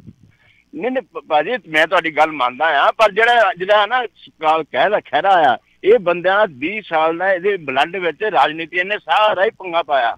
ਤੁਸੀਂ ਮੰਨੋ ਛੋਟੇਪੁਰ ਦੇ ਬਲੱਡ 'ਚ ਕੀ ਸੀਗਾ? ਡਾਕਟਰ ਧਰਮਵੀਰ ਗਾਂਧੀ ਦੇ ਬਲੱਡ 'ਚ ਕੀ ਸੀਗਾ? ਉਹਨੇ ਅਕਾਲੀਆਂ ਦਾ ਸੀਗਾ, ਉਹਦੇ ਸੁੱਚਾਪੁਰ ਦੇ ਡਾਕਟਰ ਧਰਮਵੀਰ ਗਾਂਧੀ ਦਾ ਵੀ ਦੱਸ ਦਿਓ, ਉਹਦੇ ਬਲੱਡ 'ਚ ਕੀ ਸੀਗਾ? ਇਹ ਜਿਹੜੇ ਸਿਧਾਂਤ ਬਣੇ ਹੁੰਦੇ ਆ ਜੀ ਆਪਣੇ ਪਾਰਟੀ ਤੋਂ, ਉਹਦੀ ਗੱਲ ਹੋਰ ਹੁੰਦੀ ਹੈ ਨਾ। ਮੇਰੀ ਗੱਲ ਨੂੰ ਚਲੋ ਐਨੀਵੇ, ਨਹੀਂ ਪਰ ਮੈਂ ਬਾਕੀ ਸੁਰਿੰਦਰ ਜੀ ਇਨ ਦੀ ਐਂਡ ਆਪਾਂ ਇਹ ਕਹਿ ਸਕਦੇ, ਦੇਖੋ ਮਰਜ਼ੀ ਤਾਂ ਵੋਟਰ ਦੀ ਆ, ਉਹਨੇ ਕਿੱਧਰ ਨੂੰ ਵੋਟ ਪਾਉਣੀ ਆ। ਹਾਂ, ਹਰ ਇੱਕ ਦੀ ਆਪੋ ਆਪਣਾ ਵਿਚਾਰ ਹੋ ਸਕਦਾ ਵੀ ਤੁਸੀਂ ਇਸ ਹਿਸਾਬ ਦੇ ਨਾਲ ਨੂੰ ਇਸ ਤਰ੍ਹਾਂ ਤੰਜ ਨਾ ਕਰੋ, ਇਸ ਤਰ੍ਹਾਂ ਤੁਸੀਂ ਏਦਾਂ ਚਲੋ ਏਦਾਂ ਨਹੀਂ ਕਹਿਣਾ ਚਾਹੀਦਾ ਵੀ ਗਦਾਰ ਆ। ਬਾਕੀ ਜਿਹੜੀ ਹਰ ਇੱਕ ਦੀ ਵੱਖੋ ਵੱਖਰੀ ਸਮਝ ਆ, ਹਰ ਇੱਕ ਨੇ, ਕਿਸੇ ਨੇ ਕਿਸ ਮਫਾਦ ਦੇ ਨਾਲ ਵੋਟ ਪਾਉਣੀ ਆ, ਕਿਸੇ ਨੇ ਕਿਸ ਮਫਾਦ ਦੇ ਨਾਲ ਵੋਟ ਪਾਉਣੀ ਆ। ਸੋ ਇਨ ਦੀ ਐਂਡ ਜਾ ਕੇ ਕਹਾਣੀ ਉੱਥੇ ਬਦਲਦੀ ਆ ਵੀ ਕੌਣ ਸੋਚਦਾ ਵੀ ਮੈਨੂੰ ਕਿੰਨੇ ਜਿਹੜਾ ਆ ਉਹ ਫਾਇਦਾ ਦੇਣਾ ਆ, ਤੇ ਉੱਥੇ ਉਹ ਹੋ ਜਾਂਦਾ ਆ। ਬਾਕੀ ਜਿਹੜੀ ਗੱਲ ਤੁਹਾਡੀ ਆ ਵੀ ਹਾਂ, ਇਹ 2 ਪਾਰਟੀਆਂ ਨੂੰ ਤਾਂ ਸਾਰਿਆਂ ਨੇ ਬਹੁਤ ਵਾਰੀ ਜਿਹੜਾ ਦੇਖ ਲਿਆ ਆ, ਤੇ ਜੇ ਮੌਕਾ ਦੇ ਕੇ ਦੇਖ ਲੈਂਦੇ ਤਾਂ ਵਧੀਆ ਗੱਲ ਸੀਗੀ। ਹੁਣ ਦਿੱਤਾ ਜਿੰਨਾ ਕੁ ਦਿੱਤਾ, ਉਸ ਤੋਂ ਬਾਅਦ ਦੇ ਵਿੱਚ ਜੋ ਕੁਛ ਹੋਇਆ ਸਾਰਿਆਂ ਦੇ ਉਹ ਸਾਹਮਣੇ ਆ ਵੀ ਉਹ ਦੁਬਾਰਾ ਦੇਣਗੇ ਮੌਕਾ, ਨਹੀਂ ਦੇਣਗੇ ਜਾਂ ਪੁਰਾਣਿਆਂ ਕੋ ਜਾ ਕੇ ਕੁੱਟ ਖਾਣਗੇ। ਗੁਰਨਾਮ ਜੀ ਆਪਣੇ ਨਾਲ ਜੁੜੇ ਨੇ, ਸਤਿ ਸ਼੍ਰੀ ਅਕਾਲ ਜੀ। ਉਹ ਹਾਂਜੀ ਵੀਰ ਜੀ, ਦੋਵਾਂ ਨੂੰ ਵੀਰਾਂ ਨੂੰ ਸਤਿ ਸ੍ਰੀ ਅਕਾਲ, ਤੇ ਬਾਹਰ ਸਾਰਿਆਂ ਨੂੰ ਤੁਹਾਨੂੰ ਸਤਿ ਸ੍ਰੀ ਅਕਾਲ। ਸਤਿ ਸ੍ਰੀ ਅਕਾਲ ਜੀ। ਉਹ ਭਾਜੀ ਸ਼ਰਧਾਲੂਆਂ ਨਾਲ ਭਿੜਿਆ ਨਾ ਕਰੋ। ਜੀ ਜੀ, ਨਹੀਂ ਕੋਈ ਹਾਂ, ਇਹ ਸ਼ਰਧਾਲੂ ਆ, ਸ਼ਰਧਾਲੂ ਜਦੋਂ ਹੁੰਦਾ ਨਾ ਬੰਦਾ, ਇਹ ਬਹੁਤ ਮਾੜੀ ਗੱਲ ਆ ਉੱਥੇ ਦਾ ਸ਼ਰਧਾਲੂ ਹੋਣਾ। ਜੀ ਜੀ, ਕੀ ਸਵਾਲ ਹੈ ਜੀ ਤੁਹਾਡਾ? ਭਾਜੀ ਇਹਨਾਂ ਨੇ ਨਾ ਅਸਲ 'ਚ ਟੀਮ ਵਧੀਆ ਬਣਾਈ ਨਹੀਂ। ਜੇ ਟੀਮ ਵਧੀਆ ਬਣਾ ਲੈਂਦੇ ਨਾ, ਉਹ ਟਾਈਮ ਤੇ ਸਿੱਧੂ ਸਾਰੇ ਆ ਜਾਂਦੇ, ਇੱਕ ਵਾਰੀ ਟੀਮ ਬਣਾ ਕੇ, ਵਧੀਆ ਟੀਮ ਬਣਾ ਕੇ ਕਬੱਡੀਆਂ ਪਾਉਂਦੇ, ਜੱਫੇ ਲਾਉਂਦੇ, ਤੇ ਇਹ ਜਿੱਤ ਜਾਣੇ। ਫਿਰ ਇਹ ਕੁਛ ਕਰਦੇ, ਬਾਅਦ ਭਾਵੇਂ ਕੀ ਕਰਦੇ, ਫਿਰ ਭਾਵੇਂ ਏਦਾਂ ਵੱਖਰੇ ਹੋ ਜਾਂਦੇ, ਨੋ ਪ੍ਰੋਬਲਮ। ਪਰ ਉਸ ਵੇਲੇ ਭਗਵੰਤ ਮਾਨ ਦਾ ਸ਼ਰੇਆਮ ਰੋਲ ਰਿਹਾ ਵੀ ਨਹੀਂ ਵੀ ਮੈਂ ਤੇ ਮੁੱਖ ਮੰਤਰੀ ਹਾਂ। ਹੁਣ ਜਿੱਦਾਂ ਉਹ ਕਹਿੰਦੇ ਸੀ ਗਦਾਰ, ਤੁਹਾਡੇ ਕੋਲ ਕਿਹੜਾ ਇਹਦਾ ਪ੍ਰੂਫ ਆ? ਨਹੀਂ ਗਦਾਰ ਨਹੀਂ ਆਪਾਂ ਕਹਿੰਦੇ, ਇਹ ਭਾਈ ਸਾਹਿਬ ਪਹਿਲੀ ਗੱਲ ਤੇ ਇਹ ਗਦਾਰ ਆ, ਕਿਉਂਕਿ ਇਹ ਇੱਥੇ ਦਾ ਖਾਣ ਡੇ, ਇੱਥੇ ਦਾ ਬਹਿਣ ਡੇ, ਇੱਥੇ ਦਾ ਸਾਰਾ ਕੁਝ ਖਾਣ ਡੇ, ਤੇ ਗਦਾਰ ਉੱਥੇ ਵਾਲੇ ਨੂੰ ਦੱਸਣ ਡੇ। ਇਹ ਵੋਟ ਪਾਉਣ ਜਾਣਗੇ ਉੱਥੇ? ਜੀ, ਸਾਰੇ ਜਾਣੇ ਦੇਖੋ ਜਿੱਥੋਂ ਜੁੜੇ ਹੁੰਦੇ ਆ ਨਾ, ਜਿੱਥੇ ਜੜ੍ਹਾਂ ਹੁੰਦੀਆਂ ਉੱਥੇ ਦਾ ਧਿਆਨ ਤਾਂ ਬੰਦਾ ਰੱਖਦਾ। ਹੁਣ ਤੁਸੀਂ ਵੀ ਤਾਂ ਇੱਥੇ ਹੀ ਆ ਸਾਰਾ ਕੁਛ, ਤੇ ਧਿਆਨ ਤੁਹਾਡਾ ਵੀ ਉੱਥੇ ਹੀ ਆ ਮਗਰ ਆ ਗੁਰਨਾਮ ਸਿੰਘ ਜੀ। ਗਦਾਰ ਨਾ ਕਹੀਏ, ਨਹੀਂ ਅਸੀਂ ਤਾਂ ਕਹਿੰਦੇ ਆ ਗਦਾਰ ਦਾ ਕਹੀਏ। ਸੋ ਜਿਹੜਾ ਵੀ ਕੋਈ ਆਪਾਂ ਗੱਲ ਕਰਦੇ ਆ ਨਾ ਵੀ ਏਦਾਂ ਹੋਇਆ ਹੋ ਸਕਦਾ ਜਾਂ ਉੱਦਾਂ ਹੋਇਆ ਹੋ ਸਕਦਾ, ਸੋ ਇਹ ਗੱਲਾਂ ਹੋ ਜਾਂਦੀਆਂ ਨੇ ਜਦੋਂ ਬੰਦਾ ਭਾਵਕ ਹੋਇਆ ਹੁੰਦਾ। ਹੁਣ ਤੁਸੀਂ ਵੀ ਕਈ ਕੁਛ ਕਹਿ ਦਿੰਦੇ ਆ, ਕੋਈ ਮੈਂ ਵੀ ਕੁਛ ਕਹਿ ਦਿੰਦਾ ਆ, ਮਿੰਟੂ ਜੀ ਵੀ ਕਈ ਕੁਛ ਕਹਿ ਦਿੰਦੇ ਆ। ਸੋ ਜਿਹੜੀ ਗੱਲ ਜਿਸ ਚੀਜ਼ ਦੇ ਪਿੱਛੇ ਵਜਨ ਹੋਵੇ ਤਾਂ ਫਿਰ ਆਪਾਂ ਉਹ ਜਿਹੜੀ ਗੱਲ ਕਰ ਸਕਦੇ ਹਾਂ। ਕਈ ਵਾਰੀ ਜਦੋਂ ਇਮੋਸ਼ਨਲ ਹੋਇਆ ਬੰਦਾ ਗੱਲਾਂ ਕਰਦਾ ਆ, ਉਹ ਬੜੇ ਭਾਵੁਕਤਾ ਦੇ ਵਿੱਚ ਬਹਿ ਕੇ ਬੜਾ ਕੁਛ ਕਹਿੰਦਾ ਆ। ਹੁਣ ਪ੍ਰਾਈਮ ਮਿਨਿਸਟਰ ਕਹੀ ਜਾਂਦਾ ਸੀਗਾ ਵੀ 50 ਦਿਨਾਂ ਦੇ ਵਿੱਚ ਨਾ ਨੋਟਬੰਦੀ ਦੇ ਕਰਕੇ ਠੀਕ ਹੋਇਆ ਤਾਂ ਮੈਨੂੰ ਜਿੱਥੇ ਮਰਜ਼ੀ ਚਰਾਹੇ ਤੇ ਫੜ ਕੇ ਕਰ ਦਿਓ। ਉਹਨੂੰ ਕਿਹਾ ਕਿ ਇਹਨੇ ਕੁਛ ਹੋਇਆ ਕੁਛ। ਸੋ ਬਹੁਤ ਕੁਛ ਜਿਹੜਾ ਭਾਵੁਕਤਾ ਦੇ ਵਿੱਚ ਲੋਕ ਕਹਿੰਦੇ ਆ, ਪਰ ਜਦੋਂ ਵੋਟਾਂ ਹੋ ਰਹੀਆਂ ਹੁੰਦੀਆਂ ਉਦੋਂ ਆਈ ਥਿੰਕ ਲੋਕਾਂ ਦਾ ਇਹ ਫਰਜ਼ ਬਣਦਾ ਕਿੰਨੇ ਪਹਿਲੋਂ ਕੀ ਕਿਹਾ, ਕੀ ਉਸ ਦਾ ਉਹਦੇ ਪਿੱਛੇ ਸੋਚ ਸੀਗੀ ਅਤੇ ਹੁਣ ਉਹ ਕੀ ਕਹਿ ਰਿਹਾ ਆ, ਕਿਹਦੇ ਨਾਲ ਤੁਰਿਆ ਫਿਰਦਾ ਹੈ। ਸਾਰੀਆਂ ਚੀਜ਼ਾਂ ਦੇ ਉੱਤੇ ਧਿਆਨ ਰੱਖਣ ਦੀ ਜ਼ਰੂਰਤ ਹੁੰਦੀ ਆ, ਤਾਂ ਹੀ ਮਤ ਦਾ ਦਾਨ ਇਸ ਨੂੰ ਕਿਹਾ ਜਾਂਦਾ। ਜੀ ਮਿੰਟੂ ਜੀ। ਜੀ ਬਿਲਕੁਲ ਬਿਲਕੁਲ। ਨਹੀਂ ਵੈਸੇ ਆਪਾਂ ਨੂੰ ਦੇਖੋ ਇੰਨੀ ਕੁ ਫਰਾਖਦਿਲੀ ਰੱਖਣੀ ਚਾਹੀਦੀ ਹੈ ਕਿ ਹਰੇਕ ਦਾ ਅਧਿਕਾਰ ਹੈ ਜਿਹੜਾ ਉਹਦੇ ਤੱਕ ਸੀਮਤ ਕਰ ਦਈਏ ਕਿ ਭਾਈ ਤੂੰ ਜਿੱਥੇ ਮਰਜ਼ੀ ਵਰਤ। ਹਾਂ ਅਸੀਂ ਆਪਣੇ ਪੱਧਰ ਤੇ ਅਵੇਅਰ ਕਰ ਸਕਦੇ ਹਾਂ, ਸੁਚੇਤ ਕਰ ਸਕਦੇ ਹਾਂ ਲੋਕਾਂ ਨੂੰ ਕਿ ਹਾਂ ਭਾਈ ਆਹ ਚੀਜ਼ਾਂ ਹੈਗੀਆਂ ਨੇ, ਇਸ ਬੰਦੇ 'ਚ ਆਹ ਕੁਆਲਿਟੀ ਹੈ, ਤੁਸੀਂ ਇਸ ਬੰਦੇ ਦੇ ਮਗਰ ਤੁਰੋ। ਪਰ ਜੇ ਕੋਈ ਬੰਦਾ ਨਹੀਂ ਲੱਗਦਾ ਮਗਰ ਤੇ ਆਪਾਂ ਨੂੰ ਜ਼ਬਰਦਸਤੀ ਥੋੜ੍ਹੀ ਲਾ ਸਕਦੇ ਹਾਂ, ਉਹਦਾ ਅਧਿਕਾਰ ਆ। ਉਹ ਨਿਜਤਾ ਹਰੇਕ ਬੰਦੇ ਦੀ ਹੈਗੀ ਹੈ। ਜੇ ਆਪਾਂ ਕਹਿ ਦਿੰਦੇ ਹਾਂ ਕਿ ਭਗਵੰਤ ਮਾਨ ਕੁਛ ਨਿਜਤਾ ਰੱਖਦਾ, ਉਹਨੂੰ ਨਿਜਤਾ ਰੱਖਣ ਦਾ ਹੱਕ ਤੇ ਵੋਟਰ ਦਾ ਵੀ ਆਪਣਾ ਹੱਕ ਆ। ਔਰ ਦੂਜੀ ਗੱਲ ਇਹ ਆ ਕਿ ਦੇਖੋ ਪੰਜਾਬ ਇੱਕ ਦੁਖੀ ਸਟੇਟ ਆ ਬਹੁਤ ਜ਼ਿਆਦਾ, ਜਿਹਦੇ ਕੋਲ ਬਹੁਤ ਕੁਛ ਹੈ, ਹਾਲੇ ਵੀ ਬਹੁਤ ਕੁਛ ਲੁਟਾ ਕੇ ਦੁਸ਼ਮਣ ਨੂੰ ਹਾਲੇ ਵੀ ਬਹੁਤ ਕੁਛ ਆ, ਪਰ ਉਹਨੂੰ ਯੋਗ ਲੀਡਰਸ਼ਿਪ ਦੀ ਦਰਕਾਰ ਆ, ਜ਼ਰੂਰਤ ਆ। ਤਾਂ ਇੱਕ ਸੁਪਨਾ ਦਿਖਾਇਆ ਗਿਆ ਸੀਗਾ ਜਨਤਾ ਨੂੰ ਕਿ ਯੋਗ ਲੀਡਰਸ਼ਿਪ ਆਊਗੀ, ਪਰ ਉਹ ਯੋਗ ਲੀਡਰਸ਼ਿਪ ਮੁੜ ਕੇ ਇੱਕ ਰੋਗ ਲੀਡਰਸ਼ਿਪ ਬਣ ਜਾਂਦੀ ਆ। ਤਾਂ ਉਹਦੇ ਚ ਲੋਕਾਂ ਦਾ ਕੀ ਕਸੂਰ ਆ? ਲੋਕਾਂ ਨੇ ਹੁਣ ਦੇਖੋ ਐਡਾ ਵੱਡਾ ਵੋਟ ਪਰਸੈਂਟ ਦਿੱਤਾ, ਹਾਂ ਹੋਰ ਕੀ ਦੇ ਦੇਣ? ਲੋਕ ਕੰਮ ਕਾਰ ਛੱਡ ਕੇ, ਬਿਜ਼ਨਸ ਛੱਡ ਕੇ ਮਗਰ ਤੁਰ ਪਏ। ਪਰ ਬਾਅਦ ਦੇ ਵਿੱਚ ਹੋਇਆ ਕਿ ਆਪਸ ਦੇ ਵਿੱਚ ਜੁੱਤੀ ਫਿਰ ਜਿਨ੍ਹਾਂ ਗੱਲਾਂ ਤੇ ਸਟੈਂਡ ਕੀਤਾ ਉਹਨਾਂ ਗੱਲਾਂ ਤੋਂ ਹੀ ਫਿਰ ਗਏ। ਬਹੁਤ ਸਾਰੀਆਂ ਚੀਜ਼ਾਂ ਹੋਈਆਂ ਨੇ ਜਿਹੜਾ ਤੁਸੀਂ ਅੱਜ ਕਹਿੰਦੇ ਹੋ ਕਿ ਫਲਾਣਾ ਖਹਿਰਾ ਧਮਕਾਣਾ, ਇਹ ਇਕੱਠੇ ਕਿੰਨਾ ਕੀਤੇ ਸੀ ਭਾਈ? ਇਕੱਠੇ ਕਿੰਨਾ ਕੀਤੇ ਸੀ ਕਿ ਜਦੋਂ ਤੁਹਾਡੇ ਕੋਲ ਭੋਲਾ ਪੈਂਚਰਾਂ ਵਾਲਾ, ਫਲਾਣਾ ਕੇਲਿਆਂ ਵਾਲਾ, ਤੇ ਤੁਸੀਂ ਉਹਨਾਂ ਤੇ ਨਿਰਭਰ ਰਹਿੰਦੇ, ਤੁਹਾਨੂੰ ਕੀ ਲੋੜ ਸੀ ਇਹ ਚਿਹਰੇ ਲਿਆਉਣ ਦੀ? ਜੀ ਜੀ ਬਿਲਕੁਲ। ਸੋ ਇਹ ਦੇਖੋ ਸਿਆਸਤ ਦੇ ਵਿੱਚ ਬਹੁਤ ਉਲਟ ਫੇਰ ਜਿਹੜੇ ਆ ਅਕਸਰ ਆਉਂਦੇ ਰਹਿੰਦੇ ਨੇ। ਇਹ ਨਹੀਂ ਆ ਆਪਾਂ ਕਹਿ ਸਕਦੇ ਵੀ ਇਹਨਾਂ ਦਾ ਪੂਰਾ ਹੀ ਖਤਮ ਆ, ਹੋ ਸਕਦਾ ਮੁੜ ਕੇ ਕਦੀ ਵਾਪਸੀ ਵੀ ਕਰ ਜਾਣ। ਦੇ ਇਹ ਜਿਹੜੀਆਂ ਪਾਰਟੀਆਂ ਸਥਾਪਿਤ ਆ ਉਹ ਇਹਨਾਂ ਦੇ ਕਰਕੇ ਹਿੱਲ ਜਾਂਦੀਆਂ ਨੇ ਜਦੋਂ ਕੁਛ ਇੱਦਾਂ ਦੀਆਂ ਲੋਕ ਲਹਿਰਾਂ ਵੀ ਜਦੋਂ ਚੱਲਦੀਆਂ ਨੇ। ਸੋ ਬਹੁਤ ਕੁਛ ਸਿਆਸਤ ਦੇ ਵਿੱਚ ਉਲਟ ਫੇਰ ਦੇਖਣ ਨੂੰ ਮਿਲਦੇ ਰਹਿੰਦੇ ਨੇ, ਹੁੰਦੇ ਰਹਿੰਦੇ ਨੇ।